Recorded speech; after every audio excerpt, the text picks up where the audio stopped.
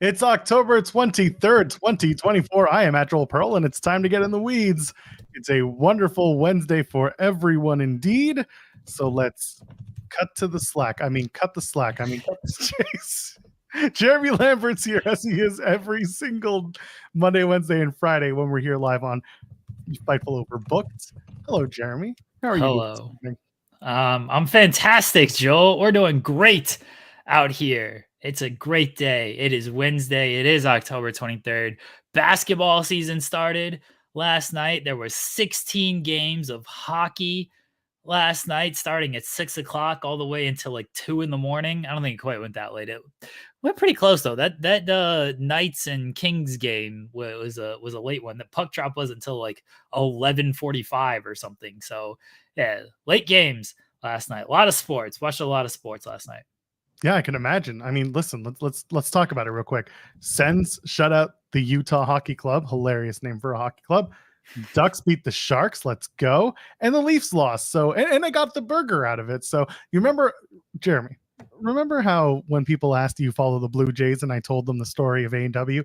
Well, now you can ask me the question again of how do you know when the Leafs play? I'm not a Leafs fan anyway, but if you open up the AEW app, it now tells you that there's a burger on for $4 whenever the Leafs play a game. So I can go get a teen burger for $4 if I use the stupid app. And I'm not even sponsored by AEW, but I know Sean Ross Sapp loves the root beer. So I guess technically we're all synergetic here on the channels, right? That's kind of how we work. Yeah. Oh, good. Great day for hockey. And the Avs won.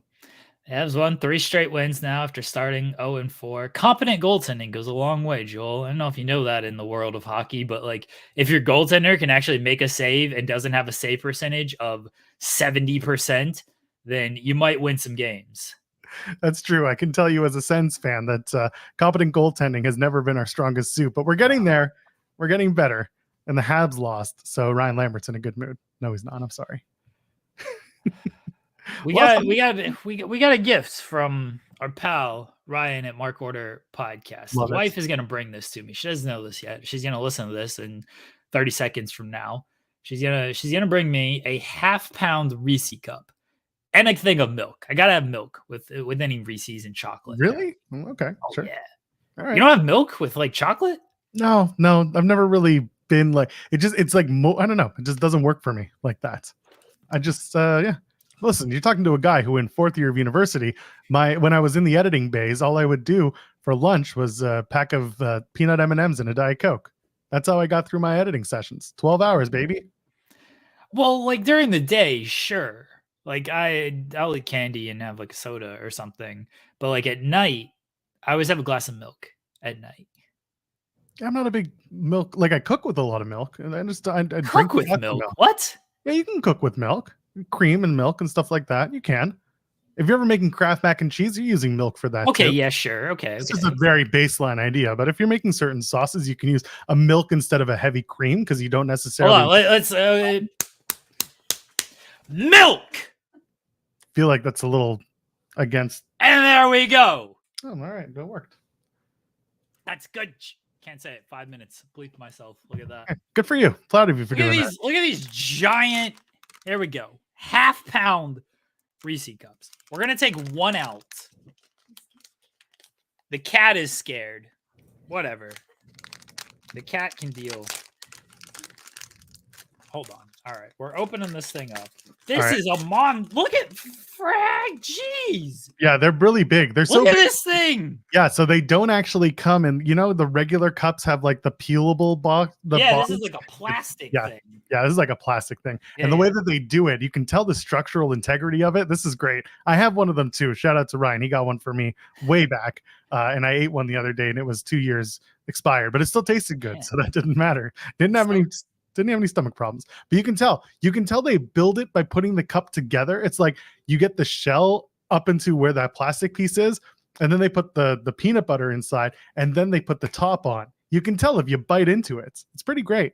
Oh, we have a guest. He's going to be very of what the hell is going on. Don't put him on yet. I want him to see just. You want to see this monstrosity? Continues. Should I put the dental dam in to like stick this thing in my mouth and see how that goes? The look on our guest's face indicates that yes, you should. Okay, I'll go grab this. I'll keep my headphones on because it's right here, so I can still kind of hear you. So our pal Ryan from Mark Order. Yeah, you were having a conversation. Hopefully, people can hear me. You were having a conversation with him, and then I jumped in on the conversation, and I was like, I should have raided your fridge when I was there because I would have seen the giant Reese cups, but I did not. And he's like, well, do you want some? I'll send you some. I was like, well, yes. I don't like begging, but Reese cup is my favorite candy. So he sent me actually 2. So 2 of the half-pound things. So technically 2 pounds.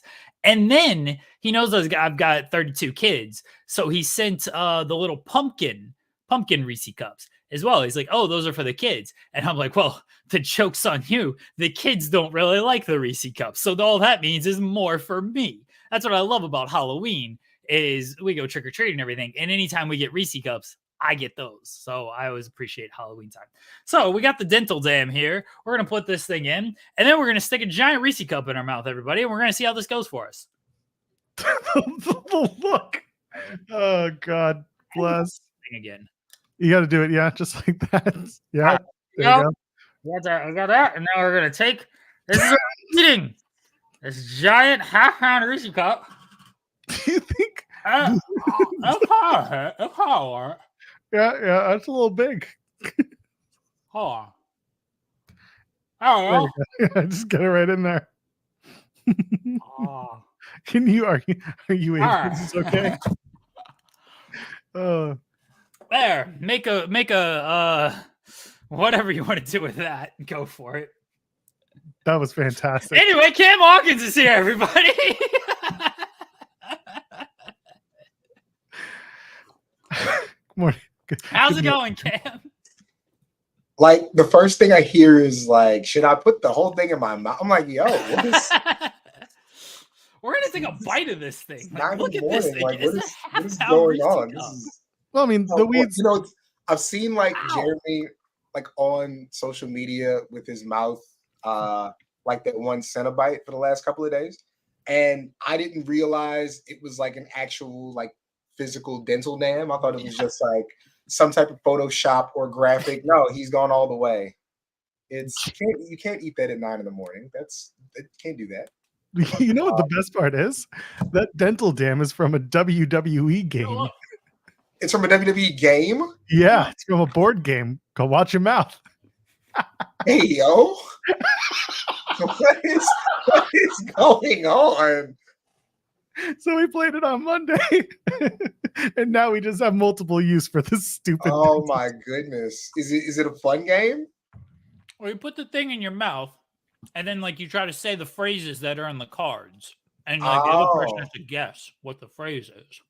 You know, the one of the things I miss about like that, I don't know, probably like 30 to 35 age, when like you're either, I don't know, like maybe you've been dating a long time, like your friends are like newlyweds, but it's kind of still before they have kids, and like you get together for like game nights, and it's really fun, and there's your Unos and your taboos and all those kind of games. But I can't imagine this one coming out at the get together. Do you want to play this on air, Cam? Do you want to try to guess what I say? Absolutely not. Absolutely not. Can I tell you workings of your mouth? I no, I don't. The best part of having gotten married at the end of 2019 is that I didn't have to go through that awkward board game with other couples' face. We couldn't. I mean, you could do it online, do the Zoom thing, but like, no, we'll just hang out, do our own thing.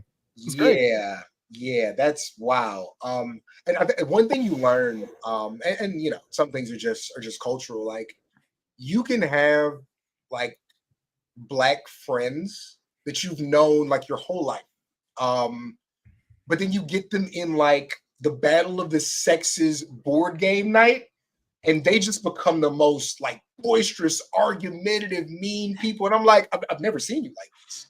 I've never seen any of this, and you're really into this. This is a thing for you. Oh, yeah. But no, please don't ever. No, that was a lot. I've been doing a lot of. There's this YouTube channel called Marvelous Videos, and they cover like a lot of sci-fi and fantasy and comic stuff. And so I've been watching a lot of like Hellraiser and Cenobite stuff. So I got that one that the chatter guy is who you reminded me of now. Jeremy, it's too early to eat candy. You can't. It's 10 a.m. I've been up since like 7. I don't argue that, but get some oatmeal, get some oats, some I already cereal. had breakfast. This is dessert. This is breakfast dessert. He sounds like a child. I've already had breakfast. Yeah. Yeah, when you got 38 kids, you're up at 6 o'clock. You're getting them all ready. You're eating breakfast early. By 10 o'clock, you need some sugar in you to get going. One thing my buddy told me, because I'm like, I don't like I love ketchup on burgers, but I don't eat it on a whole lot of other things, right? Like I'm not like a ketchup and fries guy. And my buddy was like, Cam, I understand you don't like that. Eventually, it's not going to be your choice. I was like, what do you mean? He was like, when you have kids and they eat things and then they offer you the things, if you don't accept them, the child will be genuinely hurt and offended. And so you're going to have to eat some things that you might not like. I was like, that sounds horrible. People have awful kids. My kid does not do that. When he offers me things, I can fake it, or I can be like, no, I'd like you to eat it. It tastes better when you eat it. And guess what? They'll eat it. Also, I'm the one who makes the food in our house, so clearly I'm okay with it. Yeah, he's like, I'm not putting anything together I don't want. Yeah. Yeah. Well, I mean, like sometimes I'll put stuff together and he's like, no. And I'm like, well, what do you want? I want pizza. And I'm like, we're not doing that. But you know what you do? For those of you who are new parents out there or have younger kids, you get English muffins and you get some pizza sauce. You toast the English muffin, you put the pizza sauce on, get some cheese, and there you go. That's it. There you go. Cam, you're here because you hate aggregators. No, sorry. We got to get back to that. Let's talk about this. I had to call one out today.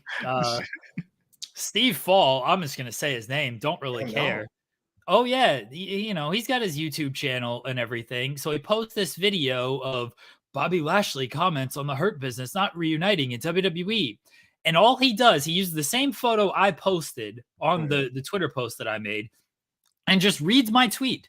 Bar for bar, Cam, with no citing that I was the one who transcribed it. No citing of where Bobby Lashley said this from.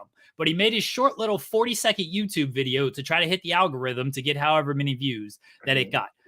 Fuck all that. Don't do that. Cite where you get it from. Quit aggregating shit without sourcing everything. Whether you want to give me credit, whether you want to give WrestleFest credit, because that's where he said it from, I don't care. But give it credit. Don't act like you were the person who found this quote and transcribed this quote and is doing this quote and reading it as a news piece to try to get your little 5 views that you're going to get. Yikes. Fuck those people. Ooh, that was, maybe you should have candy early. I love the energy. Yes. I think, okay, so you and I, Jeremy, we dealt with a thing Monday. I did a piece on Daniel Garcia for Uncrowned. We talked about him re-signing, and just to salute that kid, man. I forget he's 26 sometimes. Like he is. What's cool about Garcia is like when you're not around wrestling, when you're just like hanging out, he's really easy-go-lucky, really light, like a really quiet guy, but he's also like die-hard wrestling guy. And he's the first person I've ever talked to who was like, I love talking wrestling theory. You know what I mean? Like this thing means something to him. And so it was a very fun conversation. Love that kid, love what he stands for, love what he's about. And so we did what I'm finding out more with the writing is that, listen, not everything fits every piece. So when him and I talked about, people trying to push him to NXT because there are attractive women at NXT, I thought he gave a great answer. I knew it didn't really fit what we were talking about, so I put it out as a clip on Twitter. Jeremy, you transcribed that. It was on Fightful, showed credit, showed love, all that. But like, again, the way you do it is, to me, how it's supposed to be done. And what really bothers me, I know Steve, good rapport with Steve, no shade to Steve, but I don't really understand how you don't give credit to people you share rooms with. Like, it's not like you were some wrestling outlet from Nova Scotia who happen to do something. He doesn't know your name. You know what I mean? He's very aware of who you are, who you work with, and what you do. If you're not in the room, he's in the room with Sean, or he's in the room with whoever else is on site. And so I do not really, again, I'm naive. I do think of this thing as a fraternity and a brotherhood. And I feel like, I treat everybody that does this like that. Like I said earlier, wrestling is this really unique space where I feel like the content creators and like the long form writers, I don't think we're competing. I don't think we're competing over spots. I don't think we're competing over interviews. I think everybody eats, everybody gets what they need. But it's the third party. It's the aggregators who don't really exist off of like this plane. They don't get together. They don't have the dinners. They're not talking to people in person. And so, there's a guy, I assume it's a guy, who basically ripped 3 paragraphs from the Garcia piece and tweeted it, and then put in parentheses Yahoo Sports, and then does this thing like on the next tweet where he'll put a link to the story in the reply. And it's like, all due respect, you've done nothing. A lot goes into what we do. We have to. Garcia's a friend, and I gotta find time to book. Like Trick's a friend, and I gotta navigate to get them on. It's not just something that can be done. We gotta have a third party in the room. We gotta make sure we clear things that are said. We gotta record and transcribe, and then sit down and write. Then run it through an editor. Then spend half the day making sure it gets out to various spaces. Like I gotta do all that, and then like you come up behind and you directly rip it, and like me. That's the thing. You're very aware of who I am and what I do. We've had conversations. It in no way like hurts you to acknowledge that I'm the one that did the work. Like in no way. Like you said with Steve. Like you are not losing anything whatsoever by crediting the person who did the work. Like, look, when I make when I'm photoshopping stuff and I do like a big editor make a poster, I'm crediting everybody by their @ on Twitter. I'm not even getting money off that. It's just something I did for fun. And I'm making sure that they get their credit because, dumbasses, if let's say, and I'm not calling names. Oh, I'll call names. I know who you're talking about. Yeah, I'll go right after that. No, let's say I worked for a platform that didn't pay me a flat rate. Let's say I worked for a platform that paid me based off clicks on the news that I post. And let's say that you, the aggregator, decide to rip what I did, and now that post doesn't get the right amount of views. I'm not getting paid. They don't feel like I should be paid. Now I'm gone. Now your dumbass is losing out on content because now that person can't provide that anymore. Like our relationship with the wrestling companies and the wrestlers themselves is, hey, there's a story or there's information or there's an event. You lend us your time. We cover that. The audience wants to see that. The viewers, the readers want to see that. Everybody benefits from that relationship, And again, I'm not talking about like news specifically. I mean like the feature stuff, the interviews, like that. That's how media is built, right? Because like, look, WWE don't pay me to talk to nobody. AEW don't pay me to talk to nobody. That's not how the thing works. Just like the NFL is not paying, whatever locker room reporters there to do that. This is how news is disseminated. This is how like entertainment's disseminated. This is what it's always been. You cutting out the people who provided for you hurts you and them. Like, it's one of those things where you try to find a reason to justify it. It's only done to be a jerk. It's only done to be jerks. And you don't have to be a jerk. I understand if you're a jerk, it's hard not to be a jerk, but somebody telling you that you're a jerk. Well, speaking of, this person literally just posted something about Adam Cole and Sports Illustrated. And what annoys me the most about this kind of stuff, look, I've started to do my own engagement account stuff because what people do, like this person, is they see the article up on Fightful, and I've done the transcription work on this. And transcription is a very thankless, very difficult job. Cam, I assume transcribe your own interviews. Like, it sucks. It really sucks to transcribe interviews.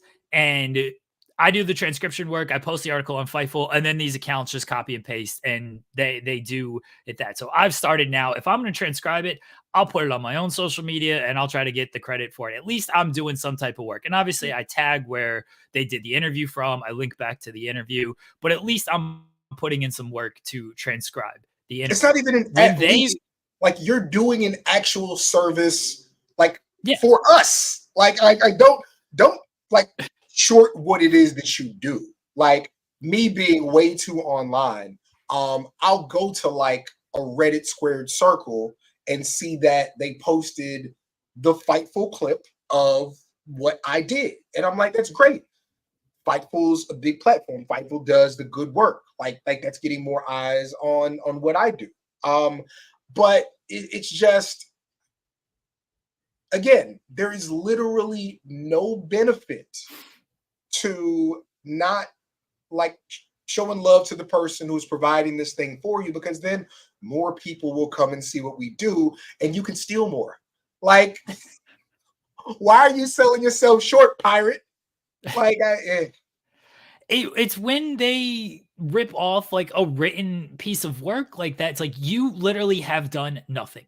You read the article, you copy and pasted what another person wrote, who another person talked to, and you put it out there in your own tweet. You didn't even add an opinion on that. You didn't even give a take or anything. It is literally just Daniel Garcia says this, copy and paste basically everything Cam wrote and everything that Cam has done. And then unlimited characters. Guys, you don't run out of characters. Guys, like, you can't use the excuse. Can we call it what it is? It's plagiarism. It's flat out, it's plagiarism. Yeah. It's not copy. It is copy paste, but it's plagiarism. You're in school at any point in your life and you're writing a paper and you copy someone's work. It's plagiarism. And what happens when you plagiarize? You get a 0. You get a failing mark. You get reported in some schools. You get kicked out. Whatever it is, plagiarism is considered a 0 tolerance offense. That shit has to stop being okay. But 8 characters, I believe. Wait, can I count? Yeah, 8 characters. The @ symbol, CEEHAWK. Like, that is the line. Like, shout out to Yahoo. When they posted the story, they said, hey, Daniel Garcia talks about this. Little writing symbol, Seahawk. It's not difficult. Like, it's a conscious effort to cut off the people who are making this thing work for you. And again, like all right. So look, like I said, I think that I was reading about, I got to go here in a minute, but I was reading about, it was an ad week, and they were talking about Uncrowned and how, like Grantland, like the Ringer, Ariel carries a certain amount of weight, and he's a personality, and people really latch onto that. And so he was able to convince Yahoo to basically create 20 jobs. So shout out to Ariel. Taking my mom to see Gladys Knight on Sunday. Thanks, guy. I appreciate you. But, I understand not everywhere is a Ringer. Not everywhere is a Complex. Not everywhere is a Yahoo. But, you have these new places popping up, And a lot of it is about the volume shooting, you know? And I think that when you have to volume shoot, I think sometimes I'm not saying it changes your morals, but sometimes you do cut corners, I think. And I do think aggregation is a volume shooting game. And a lot of people in this space want to think that they are important. They do. And for some people, it's hard to feel important when you have to acknowledge that what you're doing is based off of somebody else's work. I think there's some shame there for some people. When in reality, like, again, we can all just eat. I basically posted a tweet, saying that vaguely, like, yo, if you're good at what you do, it's going to shine. You don't have to cut nobody off. And there's one guy who, who's not good and is not talented, was basically like, no, capitalism works to where you have to, baby, we not millionaires. You know what I'm saying? Like, some of us are blessed enough to make a living like doing things like this. We not millionaires, we not billionaires. Like, we are not at the level of capitalism to where either I eat or you eat. That's not where we live, right? So we can all boost each other up, and we should be, just because, like, at this level, everybody can win if we help each other out. Like, I love I love when you guys give me time, but I love, like, when I get to do something with Sean. I love when, like, a Denise Salcedo reaches out, about something. I love working with a Malcolm and a Goop. Like, I love that. I think that's what it's supposed to be. And never has me working with somebody. Like, listen, I got the very best of 2024 coming up in 5 weeks. I think that's dropping. I love the fact that I'm gonna have 6 brand new writers who I can pay, who hopefully this raises their profile so they can go get it. Like, could I write all 6 myself and probably make the same money? Yeah, probably, but who cares? Like, it should be a team thing. And listen, I don't know if there's anybody you can really name who's at this for self who is winning. Yeah. Listen, I feel a little bad that we immediately went off on the aggregation stuff, because usually, Cam, when you come and join us, you talk about the work you're actually doing because you do it well. This one was for Uncrowned, as you seem to be dropping every week on Daniel Garcia. It's a very, very, very good feature and a great interview. I'm sure you're going to drop the interview. Am I right?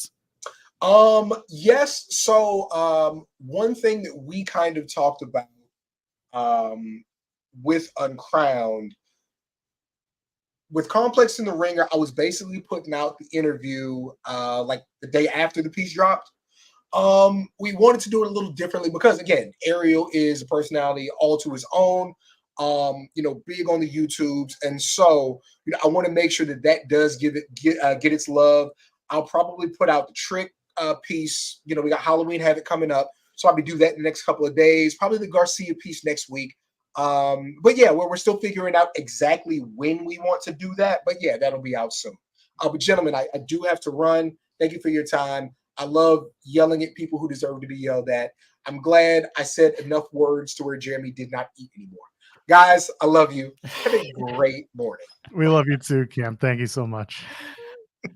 I tried to not eat while he was on because I didn't want to disgust him anymore. But now the Cam is gone, I will eat some more. Ryan Sullivan is in the chat. And he said he called off work so he could watch me eat. Like, people are here for this, Joel. He lied to get off a work call to watch you eat, Jeremy. People are doing it, man. Just doing it all. Can you imagine how our guest, our 11 o'clock guest, is gonna feel? Yeah, I should probably tell everyone. Newly signed MLW star Ikuro Kwon's going to join us at 11 a.m. Eastern. Like we just said, over on Fightful Select, we reported yesterday that he has re-signed with the company, or has signed with the company. It seems to be whenever an MLW star signs with whenever a wrestler signs with MLW, they come over and talk to us, and that's something that we enjoy doing. Ikuro Kwon is someone that I personally haven't had much experience in watching, so when I got word that we were going to be doing this interview with them, I got excited because it's different. He's an MLW tag champion with Minoru Suzuki right now. That's a pretty cool deal to be doing. So we'll talk about that and a whole slew of other stuff. So looking forward to that chat. That's going to be at 11 a.m. So that's about a half an hour's time, a little bit less. These people tend to show up early because let's face it, wrestlers love showing up early to stuff, Jeremy. It's just what they do. Is that true? I mean, listen, you think about all the other times we've had these people show up, they're usually coming about 5 minutes early. And I appreciate that. They do come early. Sometimes not at all. Wait, that was on multiple levels. Damn it. Oh God, where should we start? My God. Let's keep burying more aggregators.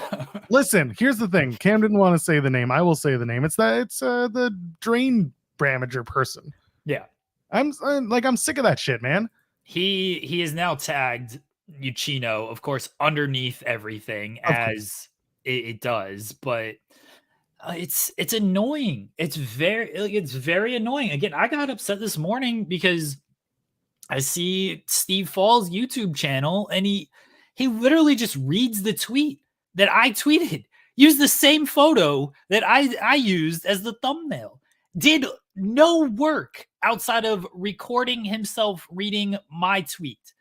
Didn't give me credit, which I don't care that much if I get that much credit on his YouTube video that this is where at least credit where he said it. Like if you just stumble across this video, you'd be like, did Bobby Lashley talk to Steve Fall? Where is this from? People should know where the information is from. So I got very annoyed at this. The problem is no one's going to see the tweet that I put out because when you use a link, and this is why people link underneath the tweet. I can't mention that. It's because links get punished on Twitter. Like if you put a link, like that tweet is going to get punished. So they do the tweet and then they do the link underneath, which that's just how Twitter is now broken with these things. Yeah. And that's the thing. Like here's the thing. I wouldn't be going after some of these people if they had a quote or just a summary that they wrote and then, dash at Riccacino via SI in one tweet with the photo, and then underneath is the article. That's what we do on Fightful. We take a quote, we say, so-and-so said this, here's the quote in bold, and then from so-and-so, we try to tag them, or we tell you where we can find the actual news piece. You got to do that. That's the bare minimum at this point when it comes to aggregation, and I don't think that's too much to ask. And the reason why I think we had this conversation on this forum is because a lot of our friends who are in this chat are also part of a community that either reads or does aggregation themselves or writes features or at least has some sort of respect for how just the writing process works in this field and many other fields for that matter, because that's how it's been going. So we chat because people here actually can benefit from the conversation. It's annoying as well. Yeah, because like you said, a lot of our friends are doing this, whether they're ripping off quotes from that are transcribed by the people who work on our staff, whether they're ripping off quotes transcribed by someone like Andrew, who does a lot of quotes for post wrestling, or whether they're just like we talked about with Cam, literally just copy and pasting the article, not doing a single shred of work. You are literally copy and pasting, plagiarizing the entire article and tweeting it for yourself. And you're not tagging, you're not giving any credit. It's just lazy and it's frustrating. And like, I see it every single day. That's why I started doing when I transcribe something, I put it on my own account and I just run it on my own account. And like, I don't want to be an engagement account. But at least I'm doing enough work and I appreciate Cam giving me more credit than I probably deserve for transcribing. At least I'm doing the work to listen to the interview, to transcribe the interview. And I'm not saying I'm perfect at this. Sometimes I forget to tag. Sometimes I don't know if people want to be tagged. So like, I don't necessarily want to tag the podcast. That's why I do the link underneath. I always at least try to link to the podcast. So that way they get some credit off of that.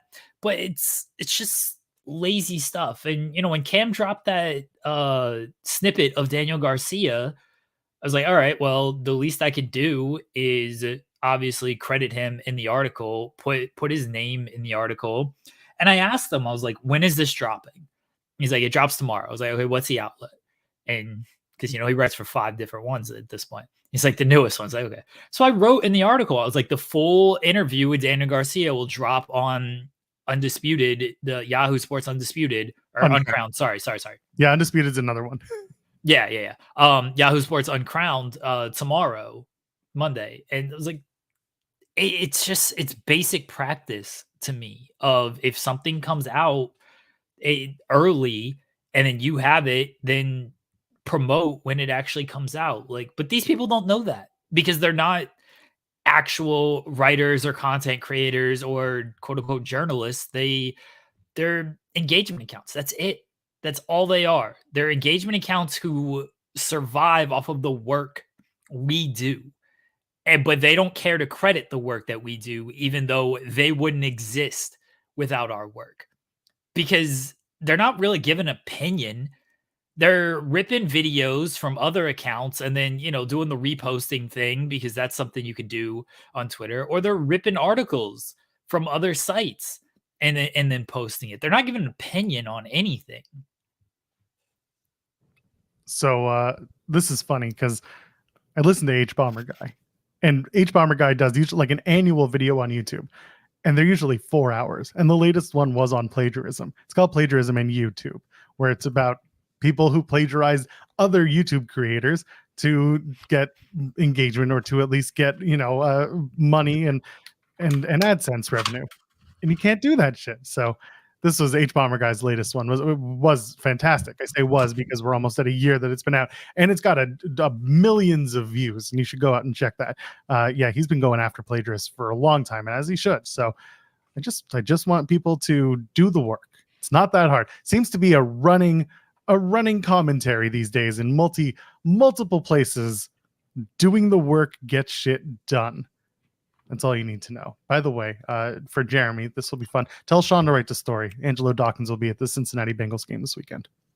I think Sean posted that on Twitter. Did he? The Bengals just dropped that tweet. So I see. I think Dawkins posted something a little bit last night. There you go. If Sean's going to write an article, if he's going to write ones about Destiny FOMO, he can write ones about Angelo Dawkins.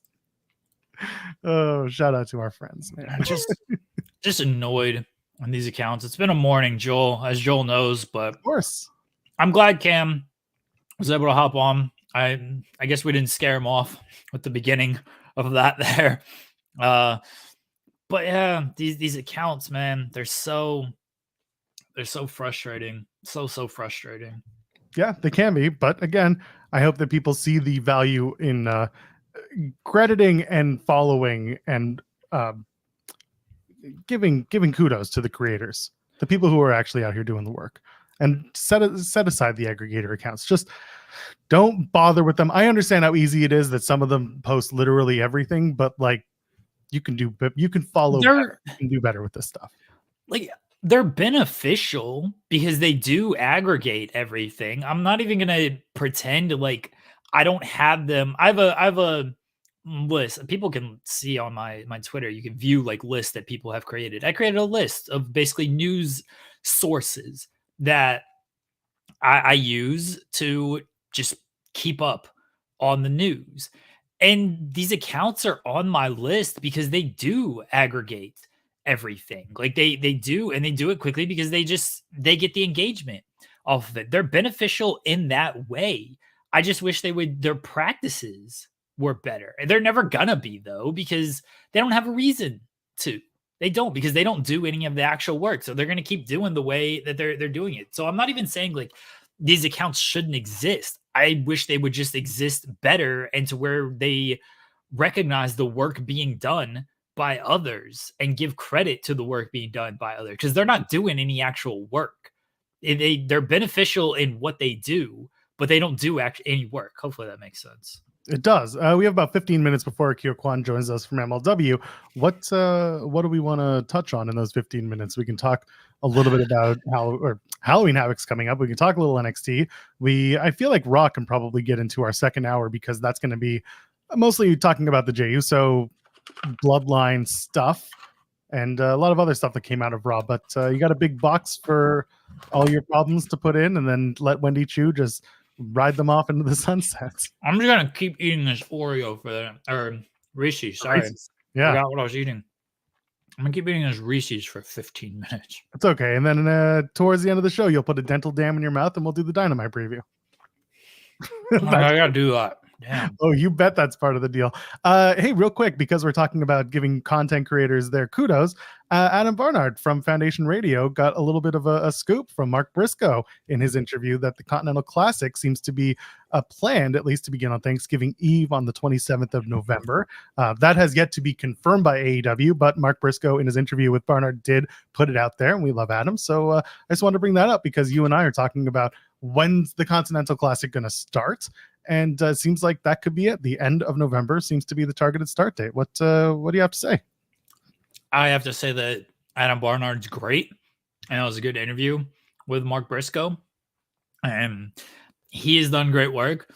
Riccacino, who just did an interview with Adam Cole, that was a very good article, getting more details on Cole's surgery and his injury. That was very good. A cadaver bone, my God. That sounded like it sucked. Yeah, can only imagine how that felt. But it all sounded like it sucked. Yeah, but he's back. It seems to be closing in on a full return. So looking forward to that.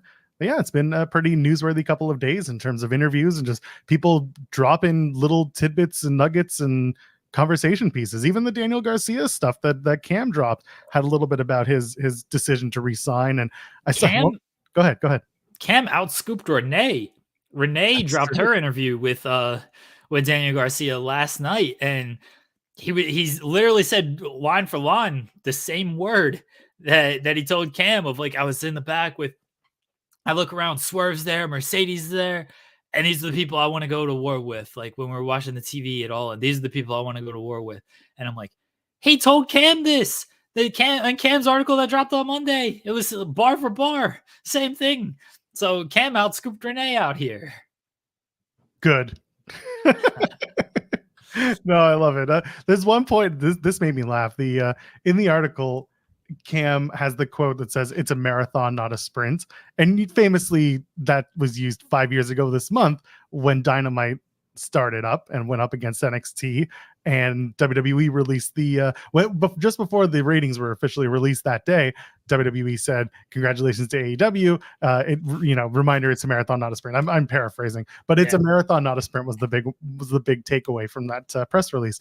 And Cam uses it here, and then mentions Ethan Page leaving AEW to go to NXT, and Shelton Benjamin coming over to AEW. And I had a good laugh because obviously the Daniel Garcia story for a while was, where will he end up? Is he going to re-sign with AEW? Does he fit in NXT and all that stuff? So I always give Cam kudos because those are the little nuggets that make it into those features that he writes that make it that much more fun for people like me or like you who maybe get the references. And if you don't, well, guess what? It was still a quote that was given by a wrestler. So it's fun stuff. I like that Cam, he didn't use it in the article, but he posted it over the weekend about NXT and the memes or the jokes of why he would go.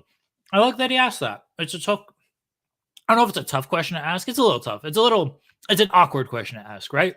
Of like, hey, you seen these jokes online where they want you to go to NXT because of all these women?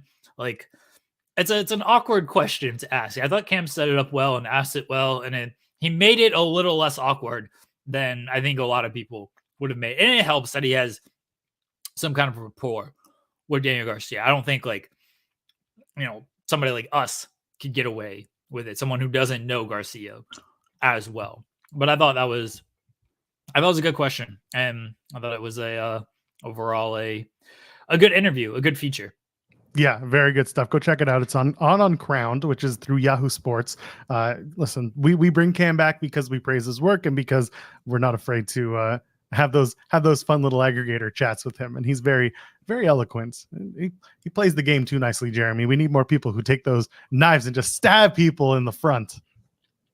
We can all get along and we can all help each other. Like we can. It'll be okay. We can all work together to do this. Like I've said this plenty of times. The people, there are a very small section of people who get mad at me when I put at the bottom of an article, hey, if you use any of these quotes, give a hat tip to transcription or hat tip to Fightful for transcription and link back to the original source. And there's a very small section of people who get mad of like, oh, you didn't do any work. You didn't do the interview. You didn't do this. This is like, well, I did some work, and transcribing is a very thankless job. I did some work when it came to this. The people who get mad at that are completely weighed down and completely stomped on by people like Adam Barnard, by people like Malcolm, by people like Mark Hoke, by people who I forget. I'll actually look this up because I don't want to. I like this person. They reached out. They said nice things. But by people who message me and are like, "Thanks for covering this interview." Like I would have never, gotten maybe the traction that it was Made Their Way to the Ring podcast. They did an interview with Layla, and they said nice things. They reached out and said nice things. But like there are so many people who actually do reach out and do say like, hey, thanks for covering this, because it gets them traction as well, and it lifts everybody up, and who knows what they get coming out of it, of like, because now their name is out there more because we cover this kind of stuff. And so it all helps. We can all help each other with that. These engagement accounts who do this kind of stuff, like Cam was saying, like if people get paid per click, now you're taking away clicks and now they might not exist anymore. And now you got less stuff to engage from and less stuff to take. Whereas if you help them, if you link back to their stuff, if you tag them, maybe they get more opportunities off of that. Of like, oh, Cam did this interview, Riccicino did this interview, maybe I should give him this interview. And then you get more stuff off of this. Like, it doesn't hurt to credit and to lift other people when it comes to this. Because as I've told Joel many times, ain't a lot of money in this game. So if we can all help each other get a little bit more, that helps. Conversely, sometimes people reach out to you with their content for you. Oh, yeah. Adrian Hernandez, very famously, we talk about. Love Adrian. I apologize for not mentioning him. That's okay. We love Adrian here because Adrian's the guy who will reach out to someone like Jeremy and say, hey, guess what? I'm dropping this and here's a quote, or you'll want to hear this because this will be newsworthy. If you can target that and you can put that out there and you can make it, you're almost pitching to the person who's going to be writing the article for you. If you can do that, that is also a leg up. When people have asked Sean a million times, what do I do to be successful, or what should I do to get recognized? And Sean really does give the blanket, you do everything.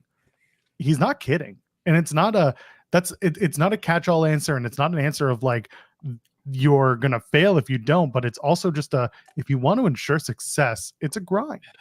I'll be honest, I hate this grind. Legally and illegally. Yeah, exactly. And I don't like this grind. It's not always for me.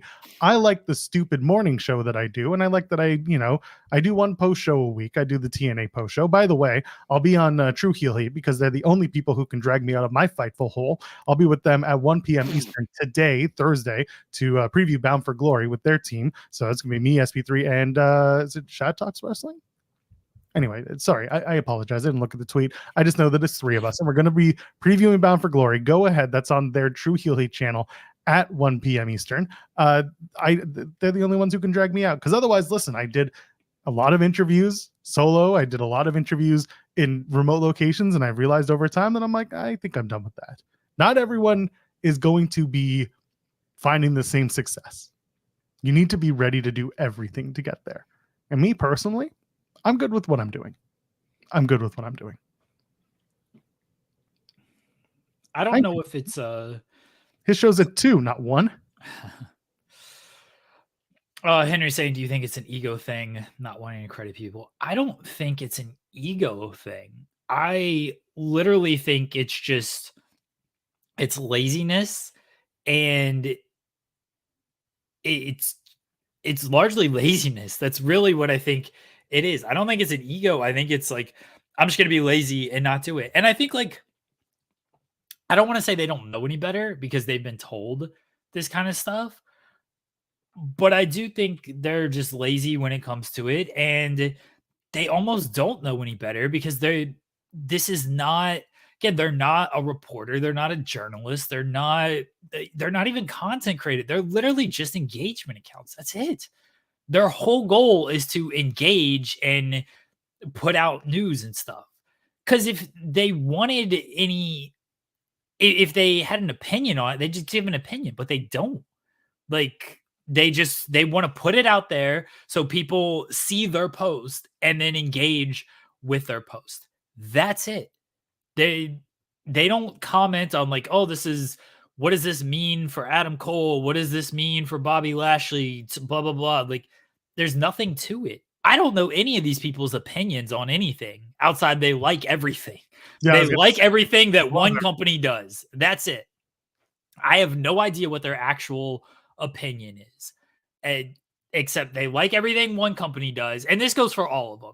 Any account. I know we've named a few, but like I'm talking about any friggin' engagement account out there.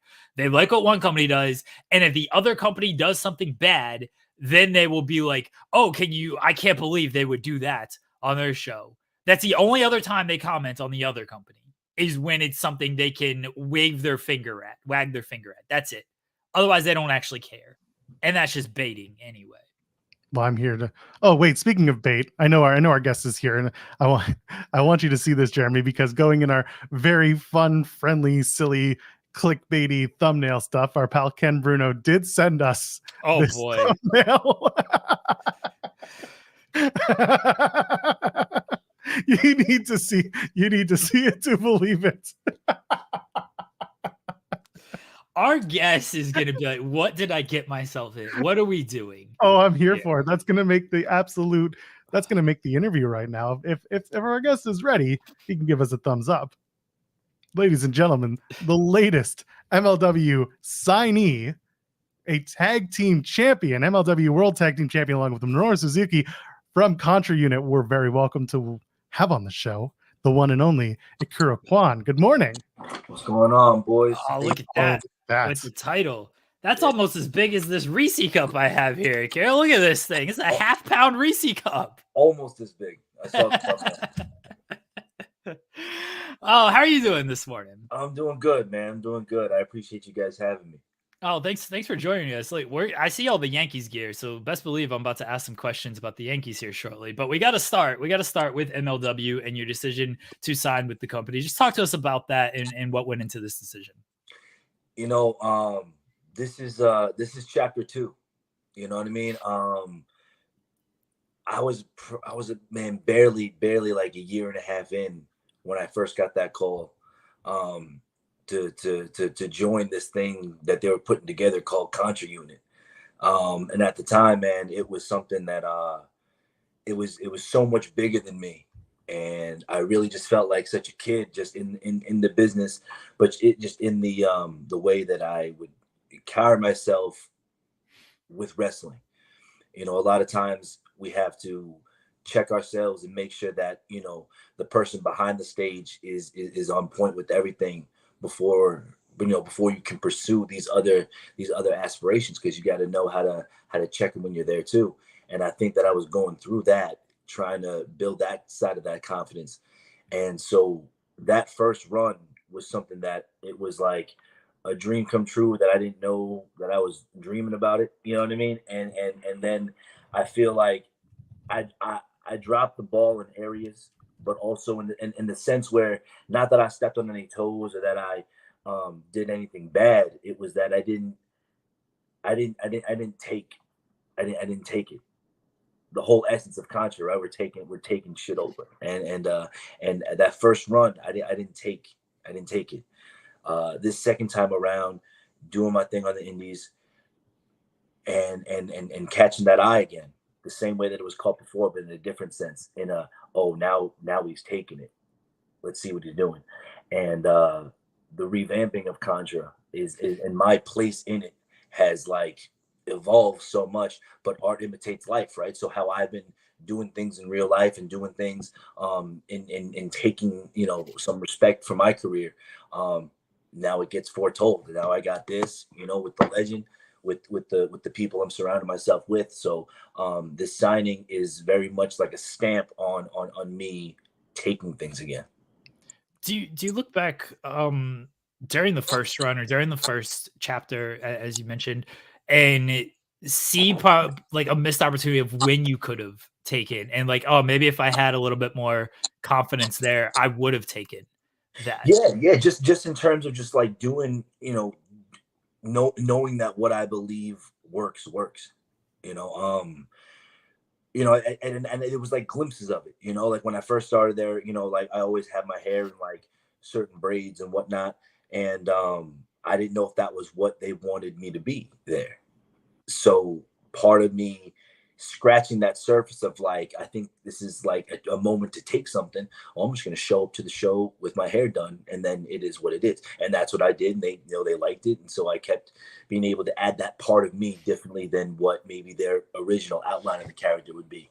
But where you're saying is with the examples of me not taking advantage, I wasn't given lines in anything. I wasn't taught to be vocal in things. And if you watch my indie stuff before, I don't shut up. You know, I mean, I'm a kid from New York. I'm loud. I'm cocky strategically with things, but I know who I am. And when Ikuro Kwon first started, I don't think I knew who he was. And if you fast forward now, I don't shut up. And I'm probably the most vocal one, right? And it's something where I know that my voice plays a role, not just in what I can connect to fans for, but in general of the fact that when you see my face and you see the outline of the character, you're not thinking I'm sounding like this. I'm the only one that sounds like this, that looks like me. And that's a huge stamp in MLW that I'm trying to do, not just in like professional wrestling as a whole, but specifically MLW, because MLW is the only company that has seen me in a different light than anyone else would, and said, here's something that you can do to really show like you're different in the best ways possible. And that's, you know, and that's something that this time around, I'm really, really bringing to the table, doing things like this, being even interesting enough for you guys to ask me. I know I'm doing something that means something, you know. And this is what I love, by the way, because my introduction to you is really this conversation, and it was so good that you decided to go. You popped off screen because it was so good. But like here I am, and I'm getting to know you as like you're a New York boy. Like you have the accent, you have and you wouldn't think it. So let's go back a little bit. In your first run of MLW, you said, you know, it wasn't exactly what you expected, but you're also working with a lot of really powerful talent, a lot of strong talent. One of them is Jacob Fatu, who of course has now gone on to WWE and is doing what he's doing. Talk to me about working in Contra with a guy like that as your introduction. It was like you said, it was just the wave of everybody, because everywhere you looked around, everyone mattered. And then again, back to that whole mindset of taking. One thing that I do give myself credit for in that first run was I was all ears because I didn't talk. If I saw a conversation happening, I tried to see what was going on about it. Not just in the sense of like, you know, what the match was going to be, but the in-betweens, like investing in money, balancing family, like travel, like how to pack a bag. Like this is all like even that small stuff that I don't think about. You know, and even to this day, just not to get off topic too much, but getting advice randomly, like Claudio at the Grand Prix, we're just chopping it up, little small stuff. And he was telling me, he pulls out this toilet paper from his bag and he goes, and always carry toilet paper because sometimes bathrooms don't have it. I was like, damn, or you never know. You got to go in the woods, long roads. I was like, damn, that's crazy. You know, that's such like, that wasn't the advice I thought I was going to get from Claudio first meeting him, right? And that was just something that gets passed down that you don't realize unless you're in that headspace to know to listen for it. You know, and also being in that vocal space for someone like that or anyone at a higher status to tell you that, because they don't have to say anything. And so being with like Jacob, me and him hit it off right away because we related a lot of like outside the ring stuff as well. But it was just with music and just family and just goals. Like, yeah, that's a bro. And watching how everybody also, like, that's the thing too, like world champion type, attention and marketing and that type of stuff. When I'm right next to them, even if they're not meaning for me to be around it, I'm gonna be, because we're just chilling. So now you have the camera crew, you have Court, you have the writers, you have the producers, you have some legends that maybe came just to see the show because they know who he is and they know what he's gonna be doing. Same attention MJF got when we were there, and he, and All Out was starting and things like that. Like, those were those things. Those are those conversations. So being around him and hearing that mentorship, it was cool watching him learn and grow and change things. It was cool watching him study what we were doing, and it was cool to have anybody else like be as invested as they really are. Where I think in other locker rooms, that there's like a not a wall, but like a block of how much you really know how to dive into something. Where in MLW, like, these are these guys like jobs. Like, this is their livelihoods. This is their, whether it's a family business, whether what it is, but it's so embedded that the talks, there's so many layers to it. So that would be my thing, like being with him and going from what should normally be like the bottom of the total pole, just doing like enhancement stuff, extra stuff.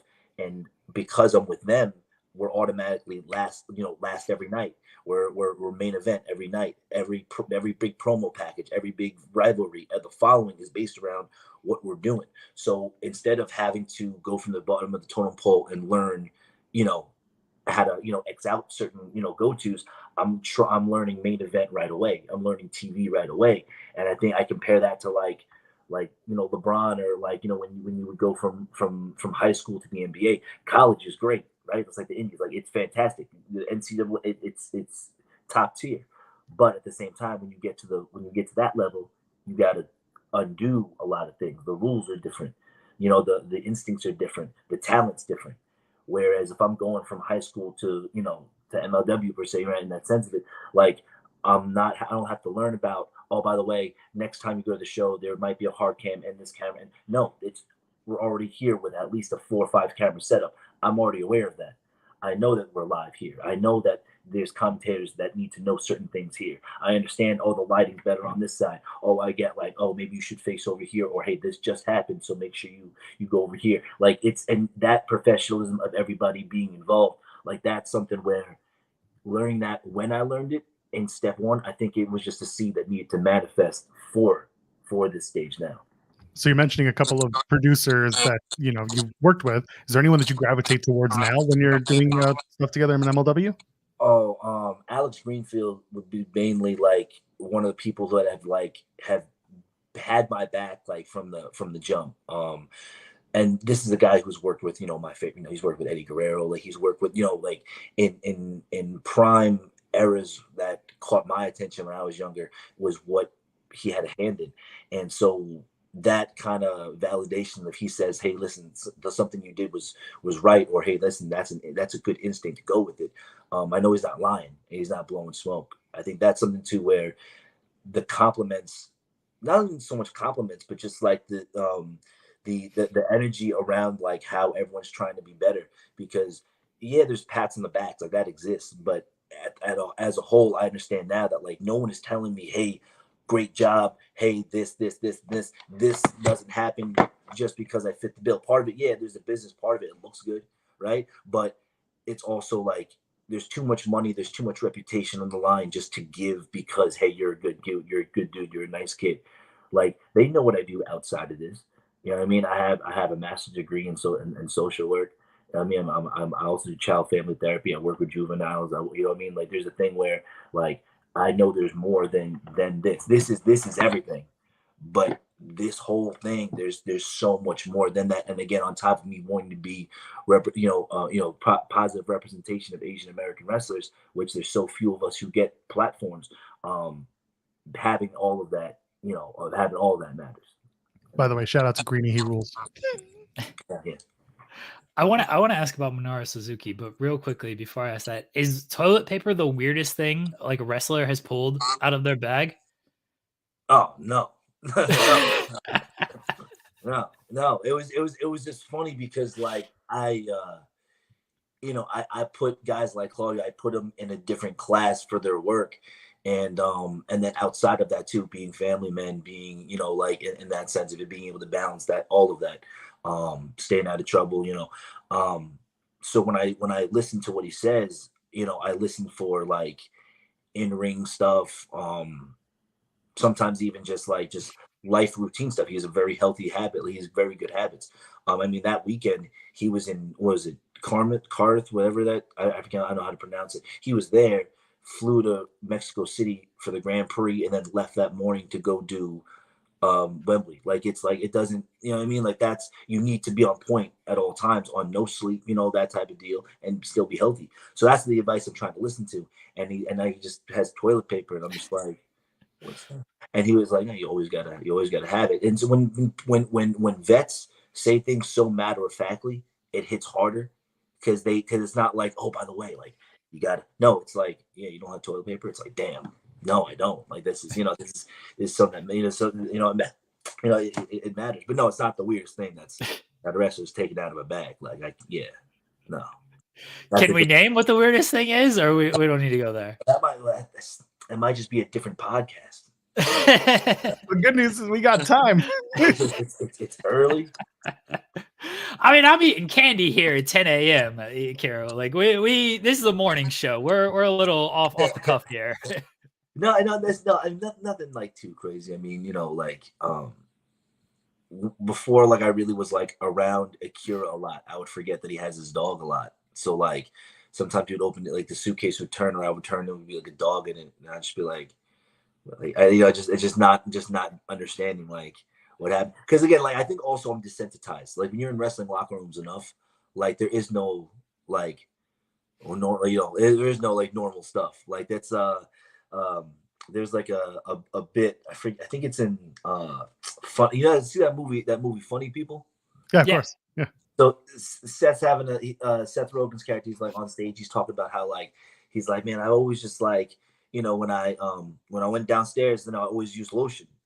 I never even use lotion for any. I didn't know you could use lotion for anything else. I'm at the airport. Some guy takes out lotion. I was like, this guy's gonna jerk off right now.